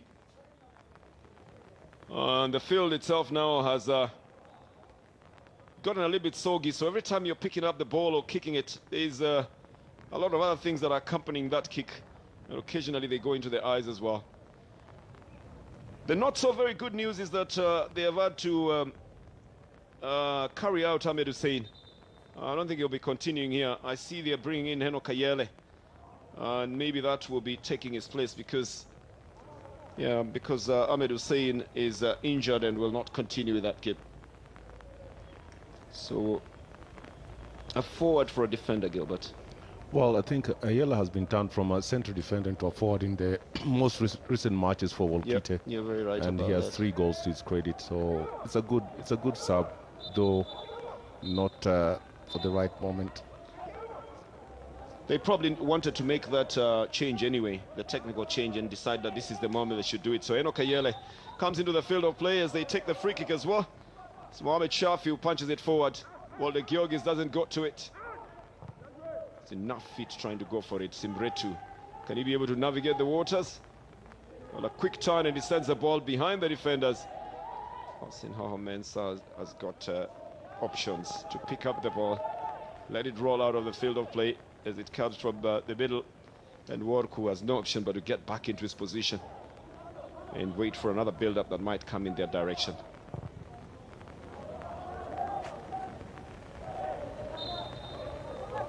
A foul that will be given to Hawasa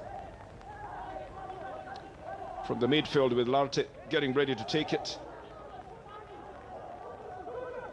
There's no doubt about it. They're going to try and lump it behind the defenders and hope that they make mistakes. Mesfin Tafese out on the right side.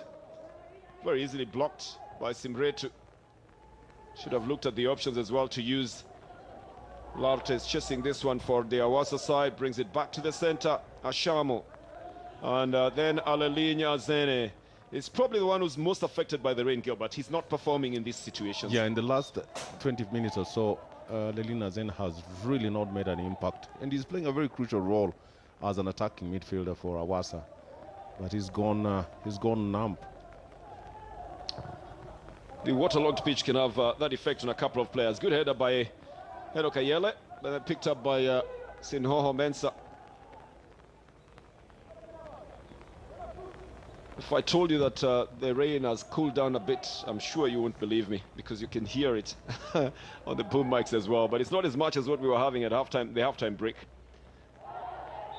And Kayele will be penalized here. Or will he get the Aksha? He'll actually get the advantage here. I thought it was Wandi Magen Hailu gets injured in this, because Ayala's boot is higher there. Yes, higher, and when Magen actually hit his boot right below Ayala's cleats. Usually you feel more pain when you get injured in situations like this, and Heno Kayele should have been the one penalized for this one. I think the referee was closest by there as a reason why he's given it to the other side. It's going to be a free kick to Wolkite. Ipafano has already arrived there to check on Wandimage and Hailu. He's a physio par excellence, from what we've been told by those who he has attended to. He's a man who knows his trade. I'm talking about the physio. And Elogayele, having just come into the field a few minutes ago, has already committed a foul. He came in the 65th minute against Fasil. Elogayele. So today almost the same time in which he's coming in the 65th minute. This is a cross for the sake of a cross. A push by Mohamed Shafi. And a foul. Simbretu putting in the diligence, Gilbert. He's one of the fellows who is enjoying this game. Who? That Thomas Simbretu. Because his work is very simple. It's just clearing the ball. That's all. Yeah, and on the other side, Larte also, just clearing the ball. That's their work. Just setting it up at the front. Yeah. But you can see Simbretu's work rate as well, you know. He's really hoping that he can push and even be part of the attack as well when it comes in that direction.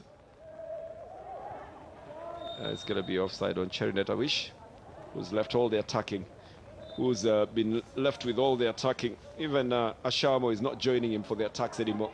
It's going all alone all the time. Came from the midfield. Ashamo just pushed it back, and then they tried to lump it behind the defenders.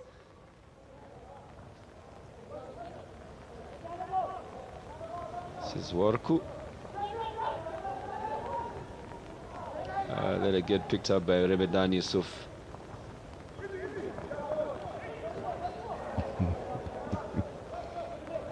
Unless the ball comes out of that waterlogged area, it's going to be just a lot of feet going over it, pushing it back. And Abdul Karim and even Birano Bekele just overtakes the ball and leaves it in the water.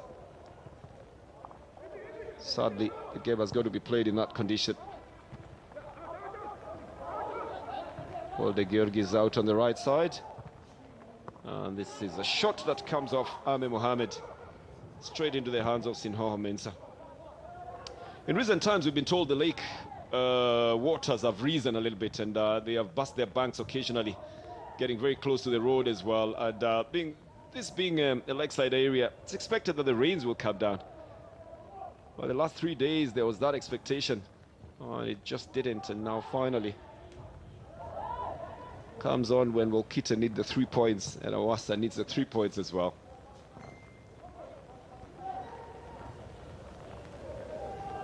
This is Warku. Out on the left side. That's a better delivery towards the goalkeeper. Comes from Remedan Yusuf. Nobody else angles down to it except Shoho Mensah, who picks it up. It will start a build-up for his team. The Hawasa side.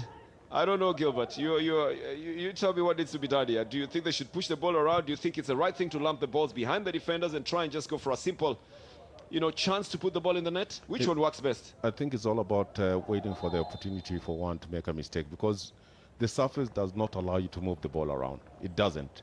But it allows you to put long passes and wait for one mistake from a defender, and you pounced on it. So put the ball behind the defenders then. Yeah. That's what they're expecting to do. And for the Hawasa side, they've been expected to put that ball across to Besfit Tafese. And Mulugeta Bihuret is discussing it with Birhan Woku on what they should do here. They're probably thinking, the rain has subsided a little bit. We need to find a better route to use. What do you think for Sisei Abraham? What's going on in his mind? It's a tough outing. It's a tough outing. They've really not made any clear-cut chances, and it's giving him very pensive moments. Yeah, but there seems to be a consensus out there on what they should do. You're seeing he's saying let them play 3 at the front. You know who that is? That is the national team coach for the Warriors. For the Warriors, yeah. Seems to be seeing it very clearly. He doesn't even know what the problem is. They can just have 3 players at the front, and that will be it. But look at the waterlogged part behind there. It changes the way it's being played. The attack analysis will tell you they're using the left side. 50% more on that left side has been used by Hawasa. They don't want to come to the right side. Even the Wolkite side have used the left side and the center. Yeah, it looks like they want to go through Mesfin Tefese on the left-hand side of the attack, and Ame Mohamed also on the left has been very crucial for Wolkite Kitema side. Yeah, but also to avoid the waterlogged right side of attack for Hawasa, which is the left side of defense for the Wolkite side. They have to avoid it for them to play a better game. It's not letting off any time now, and has made it a little bit difficult to be able to navigate, to be able to put in accurate passes, and even just to pick up the loose balls as well. It's not been very, very comfortable. It's happy that nothing really more serious has happened. Just that Ahmed Hussein, I think, pulled something, either a toe or something, injury that has sent him off the field of play, and he has been already replaced by Enoch Ayele. So we're back into the game now. Every time you go into the second water break, then you know you've got less than 20 minutes in the game. Although it shows 26 minutes that we have at the moment. So we'll go all the way back to Jamal Taseo, who waits for it to find out exactly where it's landing and then takes it.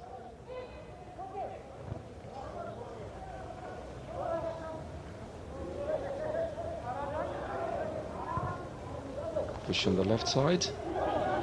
Enoch Ayele trying to cut them out. A right boot that sends it to the left side. Oof. It's a clearance that comes in from Wondi Magen Hailu.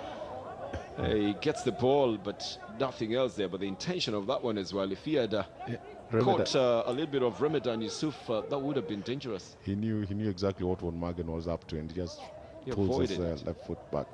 Just avoided that. No, but the intention, surely. If Ramadan was close by there, that would have been resulting into an injury. Shamo to Mesfin Tafese now. Not afraid to go and wade into the water, trying to get the better of everybody else. It's going to be a foul here. It's going to be against Mesfin Tafese. A free kick will be given to the Wolkite side.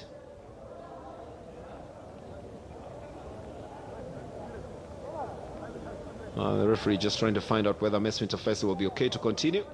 He confirms that he's fine. So a free kick will be taken.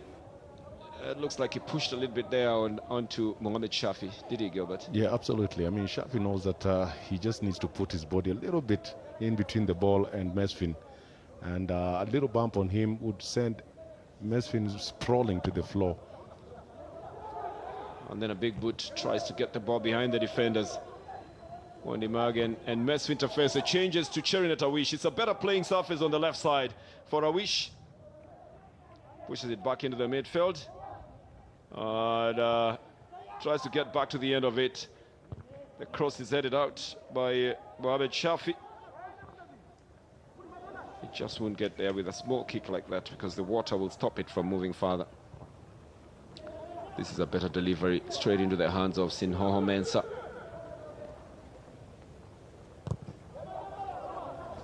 Who is in a hurry and just takes it right into the center.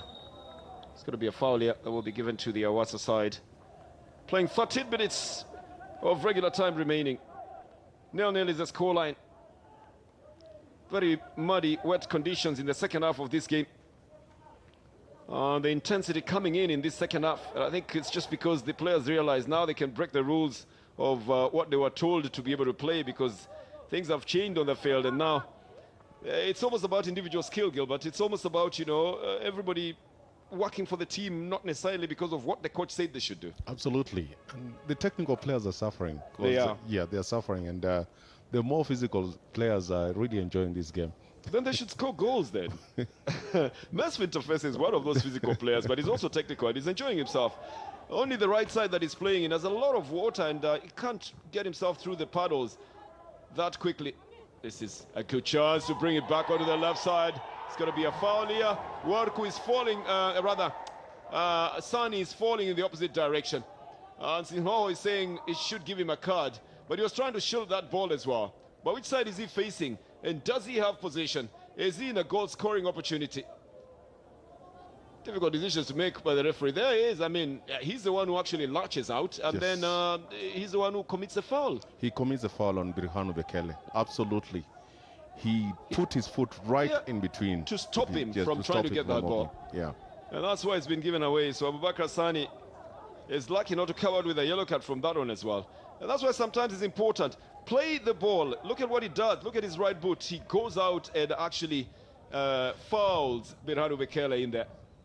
That's why he doesn't get it. Should have gone to pick possession of the ball. Clear and sends it back up at the front. Well, the Georgis with a little touch to Enoch Ayele. Two men going out in front, but a better decision to send it out on the right side. Can Worku bring in the cross on time? Enough men have organized themselves into defense, and Birhanu Bekele is the one who clears it.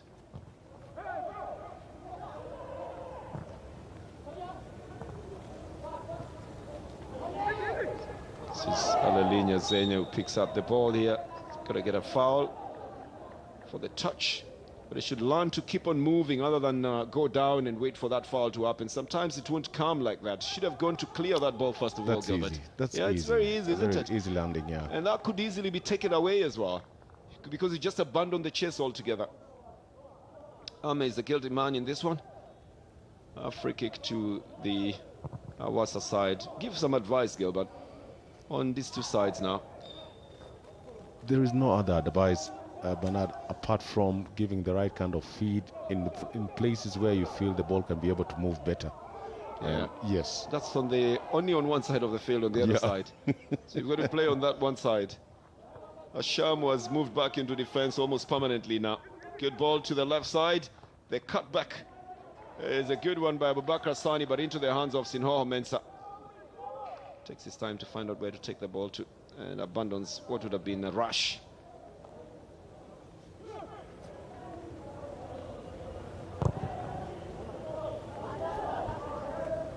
This is into the midfield. Simretu trying to clear it. Well, the Georgis will have a chance to control it. He does it. Alaligne pushes it forward for Cherinet Awish. He was going to lose his footing even before he got onto that ball. Yeah, that's the problem. There's no one tackling him. It's a good feed. But he was going to lose his footing all the same. I mean, this is very difficult to say, but you have to say that he prepares to go down in the box even before he takes the position. Other than thinking about how he should pick up the ball and try and score, he starts thinking about how easy he can get a penalty out of it. So foul given to the Hawasa side. I think we got a man down on the ground. Ramadan Yusuf on the Wolkite side is injured, even as Wondi Magen Hailu is trying to get himself to wait for the delivery. Yeah, it's a bottle of ice there. The ice packs do also work wonders in games like this ones. Yeah, and actually some of those physical contacts, the ice packs are the only thing that are used, you know, just to take away the pain almost immediately. He landed poorly on his left foot. And, seems to be getting better very quickly. Off the field of play, he's got to get some attention there. So with Ramadan out of the field, then play will continue. Mesfin has put in a lot of work for the team. The ball just refuses to move away. Ayele looks for where else to be able to push it better. All the Georgis out on the right side now. And the cross was by Abdul Karim Worku.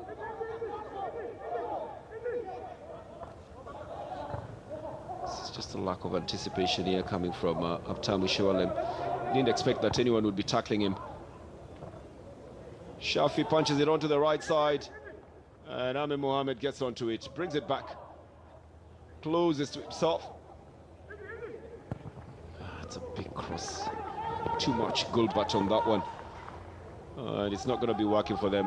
What do you think Mihuret Mulugeta is thinking about? His team has not transitioned from the defensive display. I mean, they're sitting so much behind and just leaving Mesfin to face at the top. And the transition has not worked out for him so far. I'll tell you, this game would have been very beneficial to the Sidama side if Wolkite was if Hawasa was winning it, because then they would have been having the Hawasa side doing all the work of getting the better of Wolkite for them and to push them slightly further down. But as it is at the moment, it's still very equal at a 0-0, and that just is a point each if it ends like this. with the clearance setting it out for a corner. That is going to be for the Hawasa side. Shafi almost reeling to try and remove that one out. Jonathan Fisher is the other man in defense as Jamal Taseo arranges them. He knows the danger of a corner kick at about this time, and that's the fourth one for the Hawasa side.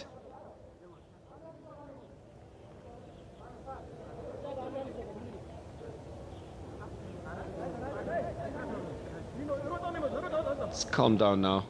Just a slight drizzle that is coming down. The right foot in swing of the header. Just over the bar, tipped over by Jamal Taseo from the hanging header of Alelinya Zen.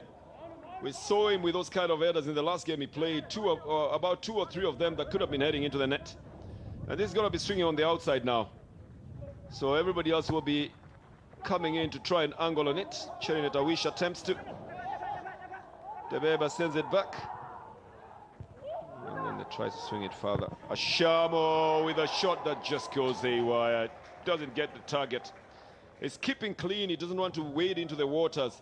And he's shooting from outside, Gilbert. It's a good one. His positioning is right. His first attempt, good technique, good precision. Just going out by a whisker. But that is good reflex action. Good agility from goalkeeper Jamal.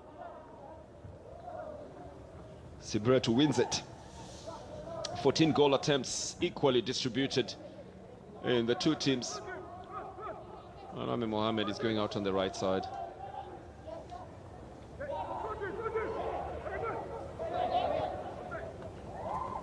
Gets it down on the right side for Worku. Oh, Walder Georgis totally just misses it.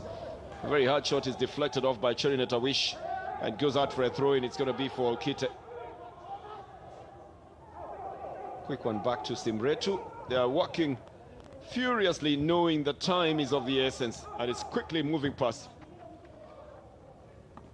Oh, Sinhoho will be forced to block this one off, almost banging himself on the goalpost as well, as it veers off towards the right-hand side.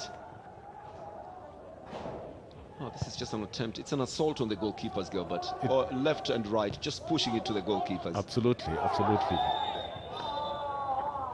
It's an awkward landing here, and I think Kame Mohammed will be in trouble for this.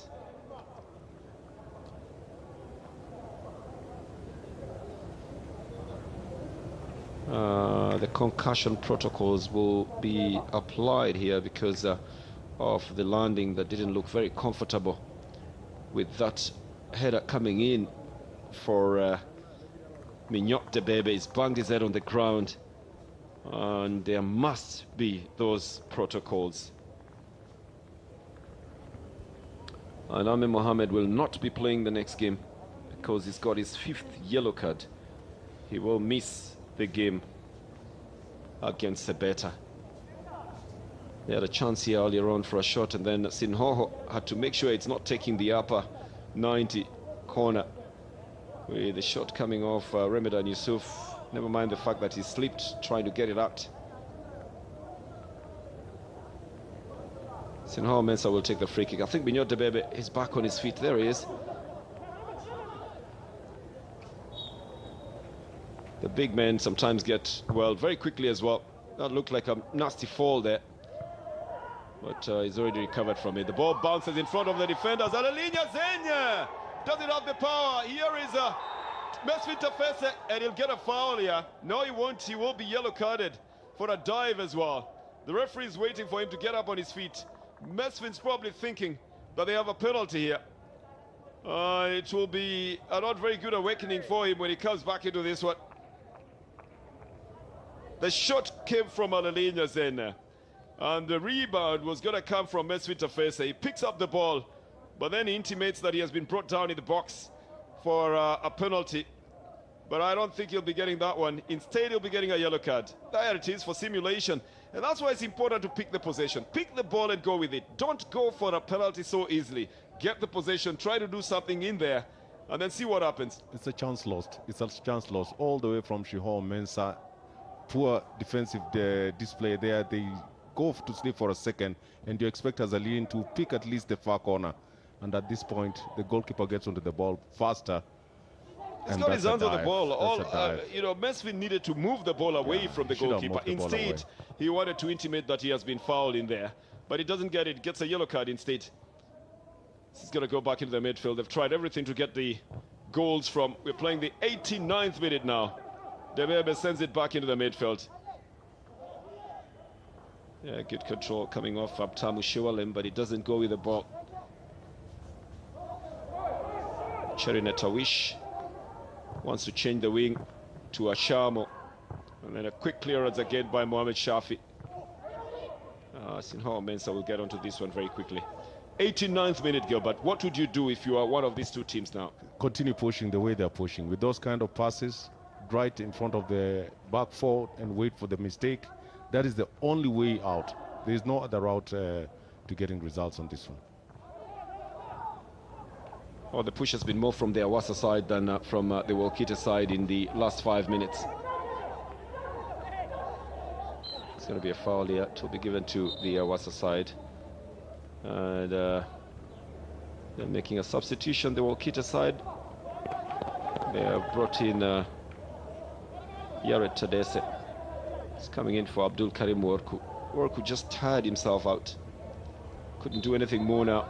It's becoming more of a recipient of substitutions in the consequent matches that are being played now, Gilbert. Yeah, I think he's just given up. I mean, his demeanor shows you that he's really not into the game.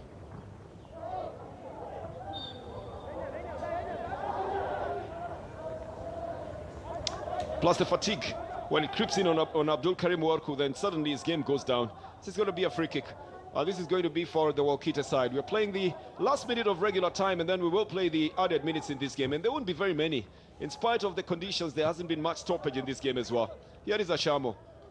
Chips the ball, trying to get it over the waters, but also chips it away to the opponents. Mesfin has been working very hard to try and get past the watery places. And he doesn't mind walking from there. Well, the Georgis for the Wolkite side onto the left side to Abubakar Sani. Abandons the chase. He's not going to get to it. It's going to be a free kick. And this will be taken by Sinhoho Mensah. 4 minutes of added time, Gilbert. We still have a lot of time. That's 4 minutes of pushing forward, 4 minutes of trying to find that little moment when one of the teams makes a mistake and it gets punished. 4 minutes of being in the same weather conditions as well. Trying to navigate them. Again, it's an attempt to get Mesfin Tafese running up at the front. He knows he can get onto this one. Chips it to Ashamo, who turns it to Cherinetawish. Well, the Georgis pushes it better. Ayele. Larte has allowed him a little bit of space to be able to control the ball. And Larte has been left behind with Ayele moving into the box. It's out on the right side. The cutback being brought in for Abubakar Sani. Well, the Georgis not on target, but good build-up and a good anticipation by the strikers up at the front for Wolkite. Absolutely, good idea. He's in total control of the ball. At this point, he brings the ball to his favorite foot. Good shot. I mean, the right foot, but again, doesn't hit the target. Loses sight of the target there. It's going to be Sinhoa Mensah is going to be taking it.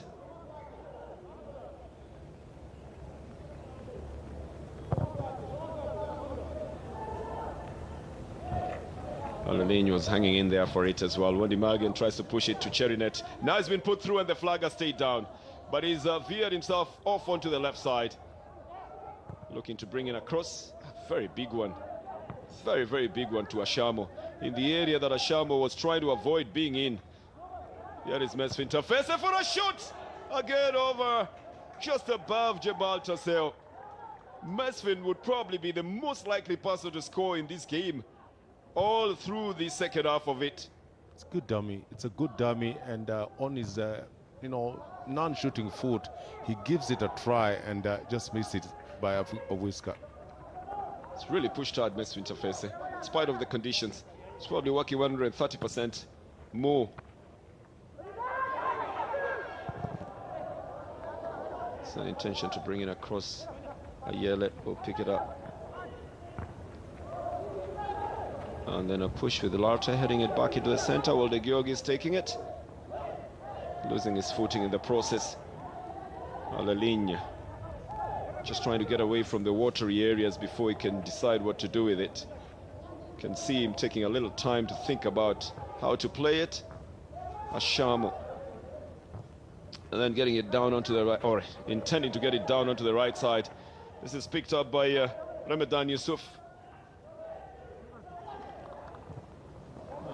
And again, just trying to get into the correct strides here. The change doesn't work out. Desta Johannes will have it and push it forward for Cherineta Wish.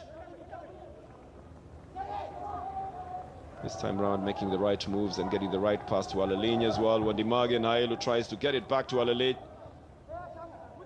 To Ashamo now. Ashamo enjoying himself in the water a little bit, embarrassing Ahmed Mohamed by putting the ball through his feet. Ayele. It's going to be a foul here by Larte. We played the 3rd minute, Gilbert. It's been a tough outing for both sides. Yeah, tough outing, especially in the kind of conditions. Could anybody have done anything better than what they have in the field at the moment? In the conditions? Absolutely not. So you can't blame anyone here? No. Well, maybe that would be a very fair result then, under the circumstances. Although Simbretu then tries to power their header to the goalkeeper. That's the whistle. What a hard game for Thomas Simbretu, like it was for everybody else. For Sindhoho as well. In the weather conditions, that makes it so difficult. The two teams will pick a point each for the troubles. But it's not enough to help them to get away from where they are at the moment. But that will be the story of this game as we head into the last 2 games of the Ethiopian Premier League from the Hawasa University Stadium. It's Hawasa 0 and Wolkite 0 at full time.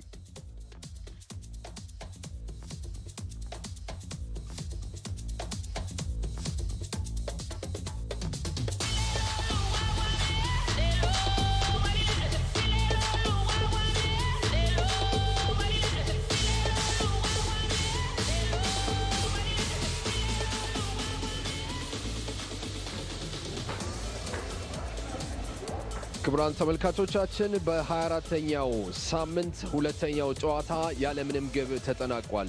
ሐዋሳ ከተማ ከወልቂጤ ከተማ ጋር 0-0 በሆነ ውጤት ጨዋታቸውን ጨርሷል። በተለይም ለወልቂጤ ከተማ በ2013 የውድድር ዘመን ላለመውረድ በሚያደርገው ትግል ወሳኝ ጨዋታውን 2 ነጥቦች አጥቷል። አሁን ካለበት 11ኛ ደረጃ በዛው ደረጃ ላይ ሆኖ ነገር ግን በአንድ ነጥብ ከፍ ብሎ በ22 ነጥብ 11ኛ ደረጃ ላይ ይገኛል። የቡድኑ አምበል ጀማል ጣሳውን እየተመለከትን እንገኛለን። ከዛሬ ጨዋታ 3 ነጥብ አለማግኘታቸው በተለይ ደግሞ ከሲዳማ ቡናና ከድሬዳዋ ከተማ ጋር ላለመውረድ በሚያደርጉት ትንቅንቅ ወሳኝ 2 ነጥቦችን ጥለዋል። ጠዋት ላይ በተደረገ ጨዋታ ኢትዮጵያ ቡና ከሲዳማ ቡና ጋር 2-2 መለያየቱ ይታወሳል። ይህ ማለት ደግሞ ድሬዳዋ ከተማ ቀጣዩን ጨዋታውን የሚያሸንፍ ከሆነ ከሁለቱ ቡድኖች የተሻለ ደረጃና ነጥብ ላይ ይገኛል ማለት ነው። ሐዋሳ ከተማ ዛሬ ባገኘው 1 ነጥብ ወደ 6ኛ ደረጃ ነጥቡን ከፍ ማድረግ ችሏል። በተለይ በአንደኛው 45 ደቂቃ በመጀመሪያው 45 ደቂቃ ከውሃ ረፍት በኋላ ሜዳው ጭቃማ ነበረ። በዚህ ምክንያት እንደምትመለከቱት በዝናብ የተደረገ ጨዋታ ነበር። ከጨዋታው በኋላ ከአሰልጣኝ ሙሉጌታ ምህረት ጋር ቆይታ እናደርጋለን። ያለምንም ግብ የተጠናቀቀ ጨዋታ ነበር። ደረጃ ለማሻሻል የምትፈልጉት ጨዋታ ነበር። እንዴት ነበር ጨዋታው? ያው መጀመሪያ እንዳሰብነው ጥሩ ለመጫወት ሞክረን ነበር ከረፍት በፊት። ከረፍት በኋላ ደግሞ ያው ሜዳውም ትንሽ እኛ በምንፈልገው ጨዋታ ለመጫወት ትንሽ አስቸጋሪ ነበርና ደረጃችንን ከፍ ለማድረግ ነበር የመጀመሪያ ምርጫችን። ግን ሁኔታዎቹ ሲታይ አሁን ያገኘነው ነጥብ ጥሩ ነው ብዬ ነው የማስበው። በተከታታይ ላለመውረድ ከሚጫወቱ ቡድኖች ጋር ነው ጨዋታ የምታደርጉትና ይሄ ነገር ተጽዕኖ አለው? አዎ ላለመውረድ የሚጫወትም ያለውን አቅም አውጥቶ ነው የሚጫወተው። ቢሆንም ግን ዝግጅት ለሁሉም አንድ አይነት ስለተዘጋጀን የተለየ ነገር የለውም። የጭንቅላት ጉዳይ ነው። ዛሬ ከምንም ጊዜ በላይ ከሽንፈት ማግስት ስለሆነ የኛ ትንሽ ለኛ አስፈላጊ ነው ብለን ነበር የተነጋገርነው። ሆኖም ግን አሁን ያገኘናት ነጥብ ጥሩ። ከልብ አመሰግናለሁ። እንግዲህ በቀጣይ 2 ጨዋታዎችን ሐዋሳ ከተማ የሚያደርገው በተለይም ደግሞ ላለመውረድ ከሚጫወቱ ቡድኖች ጋር ነው። በጨዋታው ላይ እንደተመለከትነው ክቡራን ተመልካቾቻችን በወልቂጤ ከተማ በኩል ነጥብ በመጣላቸው ምክንያት ተጫዋቾች በከፍተኛ ሁኔታ ሀዘናቸውን እየገለጹ ነበር።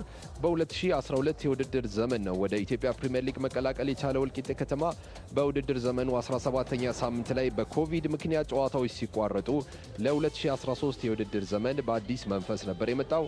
አሁን ያለበት ደረጃ ደግሞ 11ኛ ደረጃ ላይ ነው የሚገኘው። ዛሬ በተደረገ ጨዋታ እንግዲህ 6 ጎሎችን ነው የተመለከትነው። በኢትዮጵያ ቡናና ሲዳማ ቡና ጨዋታ 3 ጎሎችን ተቆጥረዋል። በኢትዮጵያ ፕሪሚየር ሊግ ኮከብ ግብ አግቢነት ክብርም በአቡበከር ናስር እጅ ሆኗል። ከአሰልጣኝ ሲሳይ አብርሃ ጋር ቆይታ የምናደርግ ይሆናል። ሁለተኛ ጨዋታ ነው ከወልቂጤ ከተማ ጋር። ዛሬ 1 ነጥብ አግኝታችኋል። 2 ነጥብ አጣን። አስቆጭ ነው ትላለ ጨዋታው? አይ ፌር አይደለም። ማሸነፍ ነበረብን። ያቀደንም የመጣ ነው። ምክንያቱም አቻም አይጠቅመንም። ከመሸነፍ ምንም የምትለየው ነገር አይደለም። ምክንያቱም ያው ጠዋት በነበረው ጨዋታ ሲዳማም ስለጣለ እናሸንፍ ቢያንስ ከነሱና ከሬዲዮ ያለን ነጥብ በአንድ ማድረግ እንችላለንና ያን ሂሳብ ሰርተን ተነጋግረን ነበር የገባ ነው። ግን ያው አንደኛ ዝናብ መዝነቡም እየጎዳን ይመስለኛል። ምክንያቱም ልጆቹ በብዛት ከኳስ ጋር የተያዘ ነገር ላይ ጥሩ ስለነበርን እኛ ዝናቡ ሲዘንብ ትንሽ የተወሰኑ ልጆች ላይ ተጽዕኖ አመጣ። ምክንያቱም ኳሶችም አይሄዱም እያነሳን እየመታን ነበርና እሱ ነው ችግር የፈጠረው። ባይዘንብ ምናልባት ዛሬ በነበረን ተነሳሽነት ምናልባት 3 ነጥብ ይኖራል ብዬ አስብ ነበር። አሰልጣኝ ሲሳይ በመጀመሪያው አጋማሽ አልሳሪና ሀብታሙ ሸዋለምን በሁለት አማካይ ተከላካዮች ነበር የተጫወትከውና ምናልባት ማሸነፍ ግዴታ ከሆነበት ቡድን ሁለቱን አማካይ ተከላካዮች ማሰለፍ ምን በማሰብ ነው? ኦኬ አይ ሀብታሙን ጠጋ ብሎ እንዲጫወት ሀብታሙ ከዚህ በፊት ወልዲያም እያለ ከአጥቂ ጀርባ ነው የሚጫወተው። እንትናን መለስ አድርገን ሀብታሙን ወደፊት ማለት ኳስ ስንይዝ ሀብታሙ ስትራይከሮችን ሳፖርት እንዲያደርግ ብለው አስበን ነው እንደዛ ነው ያስገባ ነው እንጂ ለሁለት እንዲቆሙ አይደለም አስበን ያስገባ ነው። ምክንያቱም ትሬኒንግ ላይ ይሄን ስለሰራን ያን ውጤታማ ስለነበር ያንን ለማስቀጠል ነበር ያንን ያደረግነው ማለት ነው። 2 ቀጣይ ጨዋታዎች አሉ። የድሬዳዋና ሲዳማንም ውጤት ትጠብቃላችሁ። ምን አይነት ስነ ልቦና ላይ ናችሁ? አይ በቃ እስከ መጨረሻ ያለንን አሟጠን እንጠቀማለን። ምክንያቱም ጥሩ ነው ልጆቹ ያላቸው በቀደምም ተሸንፈንም የነበራቸው ስሜት ጥሩ ነው። በጣም ከሚገባው በላይ አሁን ጀማልም እያለቀሰ ነው የወጣው። ልጆቹም ያው የሚፈልገውን ነገር ለማድረግ አንዳንዴ እድለኞችም አይደሉም ነው የምለው። ምክንያቱም በነበረው ነገር የመጀመሪያውን ጨዋታ ባለቀ ሰዓት ገብቶብን ነው። ያን ያቻ ይዘን ቢሆን ኖሮ ድሬዳዋንም ትንሽ እናስቀረውና እዚህ ጨዋታ የተሻለ ነገር ይዘን እንመጣ ነበር። ሁለቱም ጨዋታ በእርግጠኝነት ያው 6 ነጥብ አግኝተን ሊጉ ላይ የምንቆይበትን መንገድ እንሞክራለን። ከልብ አመሰግናለሁ። ቴንኪው። እኔም አመሰግናለሁ። አሰልጣኝ ሲሳይ የወልቂጤ ከተማ አሰልጣኝ ነው። ልክ እንደ ደመናው ውጤቱም ጠቆር ያለ ነው። ለሐዋሳ ከተማ 9 ሙከራዎች በጨዋታው አድርገዋል። ወልቂጤ ከተማ 10 ሙከራዎችን አድርገዋል። 4 ኢላማቸውን የጠበቁ ሙከራዎች በሁለቱም በኩል ተደርጓል። 19 ጥፋቶች በሐዋሳ፣ 25 በወልቂጤ ከተማ በኩል። ከነዚህ 4 የሐዋሳ ከተማ ሙከራዎች በኩል ጎል እንዳይቆጠር ትልቁ ሚና የተጫወተው የቡድኑ አምበል ጀማል ጣሰው ጋር ቆይታ የምናደርግ ይሆናል። 2 ነጥብ አጣን የሚያስቆጭ ጨዋታ ነው ብለህ ታስባለህ? አዎ ማለት ከመፈለጋችን አንጻር ውጤቱን በጣም የሚያስቆጭ ጨዋታ ነው። በጣም ማለት ማድረግ እየቻለን ያላረግናቸው ነገሮች ስለነበሩ ለዛ ነው የተቆጨሁት። በጣም ከሜዳ ስትወጣ ያለቀስክ ነበረ። ያንን ስሜት የሚገልጽ ነው? አዎ ማለት እየረፈደብን ስለሆነ 2 ጨዋታ ነው ቀሪ ያለው። ይሄ ጨዋታ ግዴታ ማሸነፍ ነበረብን እና እሱ ነው ያስቆጨኝ። ቀጣይ 2 ጨዋታዎች አሏችሁ። በሲዳማና በድሬዳዋ ላይ የተመሰረተ ነው የማለፍ እድላችሁ። ምን ታስባለህ? በራሳችን እጅ ነው ያለው። የሌላ ቡድን ጨዋታ ለኛ አይገባንም። የሌላ አሸነፋሰ እኛ ራሳችን ነው ማሸነፍ ያለብን። ስለዚህ የምንገጥማቸው ቡድን ደግሞ ከፊታችን ከባድ ነበረ። ይሄ ነበረ ቻንሳችን ብዬ ለዛ ነው ያዘንኩት። በጣም የአመቱ እንቅስቃሴያችሁ እዚህ ደረጃ ላይ እንድንገኝ ያደርገናል ይገባናል ብለህ ታስባለህ? አይገባንም ማለት ስንጀምረው በጣም ጥሩ ነበርን። በኋላ እየወረድን መጣን ማለት ከነበረን ነገር እየወጣን መጀመሪያ ኳስ ነበር የምንጫወተው። ከዛ ነገር እየወጣን ስንመጣ ይህን ነገር አጥተናል። በራሳችን እጅ ነው ያጣነው። አይገባንም። ወደ ግል ጉዳይ ልምጣና ትላንት ከጌታነህና ከሽመልስ ጋር ልዩ ሽልማት ተበርክቶላችኋል። ለኢትዮጵያ ብሔራዊ ቡድን ባበረከታችሁት አስተዋጽኦ ምን ተሰማህ? እኔ እንጃ ማለት በጣም ነው ደስ ያለኝ። አሁን ግን ጥሩ ስሜት ላይ ያለው አሁን ትላንትና በጣም ደስተኛ ነበርኩኝ። ይሄ ነገር መቀጠል አለበት። ብሔራዊ ቡድን ብዙ አመት ነው ያገለገል ነው እና ለዛ እውቅና ስለሰጠን በጣም ነው ደስ ያለኝ። ይሄ ነገር መቀጠል አለበት ነው ምለው። ከልብ አመሰግናለሁ። ጀማል ጣሰው የወልቂጤ ከተማ አምበል በዛሬ ጨዋታ ባደረገው እንቅስቃሴ ዙሪያ ላይና በኢትዮጵያ ብሔራዊ ቡድን የትላንት ምሽቱ ልዩ ሽልማት ዙሪያ ነበር አስተያየቱን የሰጠው። ያም ቢሆን ግን የትላንት ምሽቱ ሽልማት ስሜት ዛሬ ከኔ ጋር አይደለም፣ በሀዘን ውስጥ ነው ያለሁት የሚል አስተያየቱን ሰጥቷል። መኮንን እንግዲህ ሁለተኛው አጋማሽም በከፍተኛ ዝናብና ውሃ ባዘለ ሜዳ የተደረገ ነው። የማጥቃት እንቅስቃሴዎችን እየተመለከትን ነው። ወልቂጤ ከተማ ይበልጥ በጨዋታው አደጋ ውስጥ ያለ ቡድን ይመስል ነበረ። በተለይ ሁለተኛው አጋማሽ ላይ ለማጥቃት የነበራቸው ፍላጎት የተሻለ ነው። በእርግጥ ዝናብ በመጣሉ ምክንያት ሜዳ ላይ ውሃ ቋጥሯል። ስለዚህ ምቹ ሁኔታዎች አልነበሩም። በዛ ምክንያት ግልጽ የሚባሉ የግብ አጋጣሚዎችን ፈጥሯል ብሎ መናገር የሚቻል አይመስለኝም። ያገኟቸውንም አጋጣሚዎች ከውሳኔ ስህተት ጋር በተያያዘ ወደ ግብነት የቀየሩባቸው አጋጣሚዎች አልነበሩም። ወልቂጤ ከተማ አቻ መውጣቱ አሁን የመውረድ ስጋቱን ይበልጥ ወልቂጤ ከተማ ላይ እንዲያርፍ አድርጓል። ምክንያቱም ድሬዳዋ ከተማ፣ ሲዳማ ቡና ከወልቂጤ ከተማ የተሻለ 3 ነጥብ አላቸውና አሁን በወልቂጤ ከተማ እጅ አይደለም ማለት ነው። የመውረድ ያለ መውረድ ስጋት አደጋቸው በሌሎቹ ቡድኖች ነው የሚወሰነው። በተከታታይ ግን የሚያሸንፍ ቡድን በወራጅ ቀጠና ውስጥ እየተመለከትን አይደለም። ሲዳማ ነጥብ ጥሏል። ድሬዳዋ ከተማ ደግሞ ቀጥሎ የሚጫወተው ከፋሲል ጋር ነው። ተከታታይ አሸናፊነት የሚያገኝ ቡድን ቢኖር በቀጥታ ከወራጅነት ዞን ውስጥ ይወጣ ነበር። አሁን ግን አቻ ውጤቶችና መሸነፎችን እየተመለከትን ነው። ይሄ የወራጅ ቡድኖች ብቻ ችግር አይደለም ሰይድ። ላይ እንደምታውቀው ከፋሲል ከነማ ቀጥሎ ያሉት ቡድኖች 3፣ 4፣ 5 ቡድኖች ሁለተኛ ደረጃን የማግኘት እድል አላቸው። ነገር ግን ጨዋታዎችን እያሸነፉ አይደለም። ሁለተኛ ላይ የተቀመጠው ኢትዮጵያ ቡና ባለፉት 5 ጨዋታዎች ማሸነፍ አልቻለም። ነገር ግን አሁንም ሁለተኛ ደረጃ ላይ ተቀምጧል። ስለዚህ ቡድኖች የማሸነፍ ችግር እንዳለባቸው፣ የፎርም ችግር እንዳለ ብዙዎቹ ክለቦች ላይ በደንብ የሚያሳይ ነው። ከዛ ውጭ ግን የፍክክር ደረጃውንም የሚያሳየን ይመስለኛል። ይሄ አንደኛው ቡድን ወጥ በሆነ መንገድ ጨዋታዎችን ማሸነፍ አለመቻሉ፣ ምናልባት ፋሲል ከነማ ብቻ ነው በጣም ጥሩ ፎርም ላይ ያለውና በተከታታይ የማሸነፍ ግስጋሴ ላይ የሚገኙ። ሌሎቹ ቡድኖች ግን ይሄ የተከታታይ ጨዋታዎችን የማሸነፍ ችግር አለባቸው። ወደ ጨዋታው እንቅስቃሴ መለስ ስንበል ክቡራን ተመልካቾቻችን አቡበከር ሳኒ በወልቂጤ ከተማ በኩል ያደረገውና የሳታት ሙከራ ከሙከራዎቹ መካከል የምትጠቀስ ነበረች። ከአሰልጣኙ ጋር ባደረግነው ቆይታ በሁለት የአማካይ ተከላካይ መጫወታቸውን ጉዳይ አንስተው ነበርና ከዚህ ጋር ያለውን ነገር እስኪ እናንሳ። የመጀመሪያው አጋማሽ ትንታኔያችን ላይ ያነሳን ነበር አይደል? ሁለት የመከላከል ባህሪ ያላቸው አማካዮችን መጠቀማቸው ቡድኑ ይበልጥ ጥንቃቄን እንደፈለገ የሚያሳይ እንደሆነ እያነሳን ነበረ።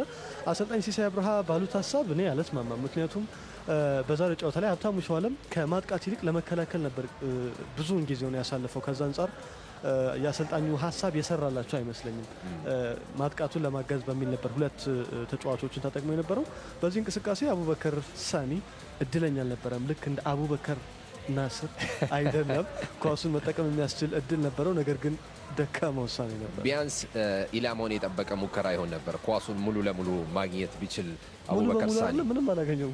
ኳሱን አላገኘውም። አንድም እርጥበታማ መሬት ስለሆነ ነው፣ ሁለትም የግምት ችግር ነው። ኳሱን መሀል ለመሀል ማግኘት የሚችልበት ኳስ ነበር። በሌላ በኩል በሁለተኛው አጋማሽ ከተገኙ ሙከራዎች መካከል ቀጥሎ የምንመለከተው አንደኛው ነው። በወልቂጤ ከተማ በኩል የተገኘ በሐዋሳ ከተማ በኩል የተገኘውን የማዕዘን ምት በጥሩ ሁኔታ አለልኝ አዘነ በጥሩ ሁኔታ የመታው ኳስ ነበር። ጀማል ዛሬ እንግዲህ በጨዋታው ተጽዕኖ ካሳደሩ ተጫዋቾች መካከል አንደኛው ነው። በተለይ ይችኛዋ ኳስ ያልተጠበቀችና ቀላል የምትመስል ግን በጣም በአስቸጋሪ ሁኔታ ነበር ለግብ ጠባቂው የደረሰችው። ጀማል በትክክለኛ ታይሚንግ ኳሷን ግብ ከመሆን አድኗል። እንግዲህ በሐዋሳ ከተማ በኩልም ዛሬ ጨዋታውን ማሸነፍ በጣም አስፈላጊ ስለነበረ ብዙ ጥረቶችን አድርገዋል። ይሄኛው ሌላኛው የማጥቃት እንቅስቃሴ የተፈጠረበት ነው። የተከላካዮችን አለመግባባት እንደዚሁም ደግሞ የሜዳው ውሃ መያዝን በመጠቀም አለለኛ አዘን ያደረገው ሙከራ ነበረ። ጀማል ጣሰው ሌላ በጣም ምርጥ የሚባል ኳስ ነው ያዳነው። ምክንያቱም መስፍን ታፈሰ ኳሱን ሊጠቀምበት ይችል ነበረ። የጀማል ጣሰው ፈጣን ውሳኔ ነው ኳሱን እንዳይጠቀምበት ያደረገው። የፍጹም ቅጣት ምት የሚመስል አጋጣሚ ነበር፣ ነገር ግን ዳኛው ይሄ እንቅስቃሴ ስትመለከተው መኮንን በጀማልና በመስፍን መካከል ንክኪ አለ። ኳሱን ግን አስቀድሞ ጀማል ነክቶ ግን ቢጫ ካርድ የምታሳየው ቢጫ ካርድ የሚያሰጥ አይደለም፣ ለማስመሰል ሲሞክር ነው። ዳኛ ለማታለል ሲያስብ ነው። ግን ንክኪው የግድ መውደቅ ነበረበት። ኢንተርናሽናል ዳኛ ማኑኤል ያዩትን ነገር ወስኗል። ቢሆንም በመልሶ ምልከታ እንደኛ የማየት እድሉን ሲያገኙ ምናልባት ማስታወሻ ይወስዱበታል ብለን ተስፋ እናደርጋለን። በቀጣይነት የምንመለከተው የግራ መስመር ተከላካዩ ረመዳን የሱፍ ያደረገውን ሙከራ ነው። በወልቂጤ ከተማ በሁለተኛው አጋማሽ ከተደረጉ ሙከራዎች መካከል አንዱ ነው። ቀድመን ግን የኤፍሬም አሻሙን እንመልከት። የኤፍሬም አሻሙ በጣም አስደናቂ የቮሊ ቴክኒክ የተመለከትንበት ነው። ምናልባት ኢላማውን የጠበቀ ቢሆን ኖሮ ከውድድር ዘመኑ ምርጥ ጎሎች መካከል አንዱ መሆን የሚችልበት እድል ነበረው። ኤፍሬም አሻሙ ዛሬ የተመቸው ተጫዋች እሱ ይመስለኛል። የሜዳው ውሃ መሆን ብዙ ሲያስቸግረዋል ተመለከተ። ኳሱን ወደ መሬት ለፍቀርፍ ባላንሱ መጠበቅ ይችላል። ኳሱን በቀላሉ ነበረ ኳሱን ከፍ እያደረገ እንቅስቃሴውን ሲያደርግ ነበርና የዛሬ ጨዋታ ላይ በጣም ግሩም ሙከራዎችን ካደረጉት መካከል አንዱ ኤፍሬም አሻሙ ነበር። የረመዳንን ሙከራ ቀጥለን እንመለከታለን። በወልቂጤ ከተማ በኩል አመቱ ሙሉ ከነበረው ወጥ አቋም አንጻር ረመዳን በማጥቃት ሂደት ውስጥ ከአጥቂዎች በላይ ትልቅ ተጽዕኖ ነበረው። የወልቂጤ ከተማ አንደኛው ቁልፉ ተጫዋች ምናልባት ከአብዱል ከሪም ወርቁ ቀጥሎ የጎል እድሎችን መፍጠር ላይ በማጥቃት ላይ በሚሳተፍበት መንገድ ከተመለከትን ከአጥቂዎች ያልተናነሰ ሚና ነው ያለው ረመዳን ዩሱፍ። በዚህ እንቅስቃሴ እንግዲህ ሳይታሰብ ነው ይሄን በጣም አደገኛ የሚባል ሙከራ ያደረገው። እሱም ራሱ ያሰበው አይመስለኝም። ኳሱ ወደ ግብ እየሄደ ባለበት ቅጽበት የተመለከተበት መንገድ ትንሽ እንደ አናጋው ባደገ አይነት ጎል ይመስላል። በእርግጥ አናጋው ሙሉ ለሙሉ ሳያስበው ነው። ግን ረመዳን ይሄኛው ኳሱ ተቆርጦ ነው ወደ ግብ ክልል የሄደው። ሶሆሜንሳን የፈተነች ኳስ ነበረች። ሙሉ 90 ደቂቃው በዚህ መንገድ ያለምንም ግብ ተጠናቋል። ከዚህ በኋላ ያለው የደረጃ ሰንጠረዥ ደግሞ ይህንን ይመስላል። እንግዲህ ደመናማ ነው የሐዋሳ አየር እንደምንመለከተው። ፋሲል ከነማ 52 ነጥብ ይዟል። ኢትዮጵያ ቡና 37 ነጥብ ይዟል። ዛሬ አንድ ነጥብ የጨመረው ሐዋሳ ከተማ 6ኛ ደረጃ ላይ ይገኛል። ከዚህ በኋላ የሁለተኝነት እድል ለማግኘት በጣም ፈታኝ ነው ለሐዋሳ ከተማ፣ በጣም ከባድ ነው። ኢትዮጵያ ቡና ሁለቱንም ተሸንፎ ሐዋሳ ሁለቱንም አሸንፎ ሀዲያ፣ ባህር ዳር፣ ቅዱስ ጊዮርጊስ ካላሸነፉ በስተቀር ነው። ይሄ ደግሞ ተአምራዊ ነው የሚመስለው። ስለዚህ የሐዋሳ ከተማ የሁለተኝነት እድል 90 ከመቶ ያበቃለች። አሁን ከሌሎች ቡድኖች አንጻር ከተመለከትን ኢትዮጵያ ቡናና ቅዱስ ጊዮርጊስ መካከል ይመስለኛል ሁለተኛ ደረጃ ለማግኘት የሚደረገው ትንቅንቅ። በተለይ ቅዱስ ጊዮርጊስ የሀዲያ ሆሳዕናውን ጨዋታ የሚያሸንፍ ከሆነ ከፍተኛ እድል የሚኖረው ነው የሚሆነው። ላለመውረድ የሚደረገው ትንቅንቅ አሁን የወልቂጤ ከተማን ወደ ጅማ አባጅፋርና አዳማ ከተማ መጠጋት የሚያሳየን ይመስለኛል። ዛሬ በተለይ አቻ መውጣታቸው ሲዳማ ቡና እንደዚሁም ደግሞ ድሬዳዋ ከተማ በተሻለ መደላደል ውስጥ ሆነው ጨዋታቸውን ሊጠብቁ ሊያደርጋቸው ይችላል። በራሳቸው እጅ የሚወሰን ውጤት ነው የሚሆነው። መኮንን የጎሎችን ልዩነት ተመልከት። 6 የግብ ዕዳ ድሬዳዋ፣ ሲዳማ 8 የግብ ዕዳ፣ ወልቂጤ 6 የግብ ዕዳ። የአንድ ጨዋታ ልዩነት ነው። አንዱ ተሸንፎ ወልቂጤ የሚያሸንፍ ከሆነ በቀጥታ የሚገባው ወደ እርስ በርስ ግንኙነትና ወደ ጎል ልዩነት ነው የሚሆነው። ስለዚህ ጎሎች ማስቆጠርም በጣም ወሳኝነት አለው። በነገራችን ላይ ትልቁ ዜና ሰበታ ከተማ ሙሉ ለሙሉ ከወራጅነት ስጋት የተላቀቀው ዛሬ ነው። ወልቂጤ ከተማ ነጥብ ሲያጣ ከዚህ በኋላ እንደማይደርሱበት ትልቁ ነጥብ ለወልቂጤ ከተማ 28 ነው የሚሆነው። ሰበታ 30 ላይ ነው የሚገኘው። 3 ጨዋታዎችም ማለት አይደለም። ልዩነቱ የሚደረስበት አይደለም። አሰልጣኝ አብርሃምም እዚህ ነበር ይህንን ቁጭ ብሎ ተመልክቷል ማለት ነው። ስለዚህ በቀጣይነት የምንመለከታቸው ጨዋታዎች በሶስቱ ቡድኖች መካከል የሚደረገው ፉክክርና ለሁለተኝነት የሚደረገው ሩጫ ነው። ምክንያቱም ረፋድ ላይ የኮከብ ግብ አግቢነቱ ሪከርድ ተሰብሯል። ምን ያህል ይርቃል የሚለውንም አብረን የምናየው ነው የሚሆነው። ከአቡበከርና የሙጂብ ቃሲም ጉዳይ እያበቃለት የመጣ ይመስለኛል። ምክንያቱም አሁን 8 ጎል ሆኗል ልዩነቱ። ሙጂብ ቃሲም በተለየ ተአምር ተጨማሪ ጎሎችን ካላስቆጠረ በስተቀር ኮከብ ጎል አስቆጣሪነቱ ላይ ፍክክሩ እየተጠናቀቀ ይመስላል። ከዚያ ባሻገር ግን ላለመውረድ የሚደረገው ትንቅንቅ አሁንም በሶስቱ ክለቦች መካከል የሚቀጥል ነው። ሁለተኛ ደረጃን ለማግኘት የሚደረገው ትንቅንቅ በቅዱስ ጊዮርጊስና በኢትዮጵያ ቡና መካከል የሆነ ይመስላል። በተለይ ዛሬ ኢትዮጵያ ቡና አቻ ከተለያየ በኋላና ሐዋሳ ከተማ ማሸነፍ አለመቻሉን ተከትሎ ልዩነቱ በጣም ጠቧልና ቅዱስ ጊዮርጊስ ቀጣዩን ጨዋታ የሚያሸንፍ ከሆነ ሁለተኛ ደረጃን ከኢትዮጵያ ቡና ጋር የሚፋለሙ ነው የሚሆነው። እንግዲህ ክቡራን ተመልካቾቻችን የኢትዮጵያ ፕሪሚየር ሊግ የ24ኛ ዓመት የዲኤስቲቪ ዘመን ላይ ነው የምንገኘው። ነገ መውረዱን ያረጋገጠው ጅማ አባጅፋር ለሁለተኝነት ከሚፎካከረው ባህር ዳር ከተማ እንዲሁም የኢትዮጵያ ፕሪሚየር ሊግ ይፋዊ ሻምፒዮኑ ፋሲል ከነማ ላለመውረድ ከሚታገለው ድሬዳዋ ከተማ ጋር ወሳኝ ጨዋታቸውን ያደርጋሉ።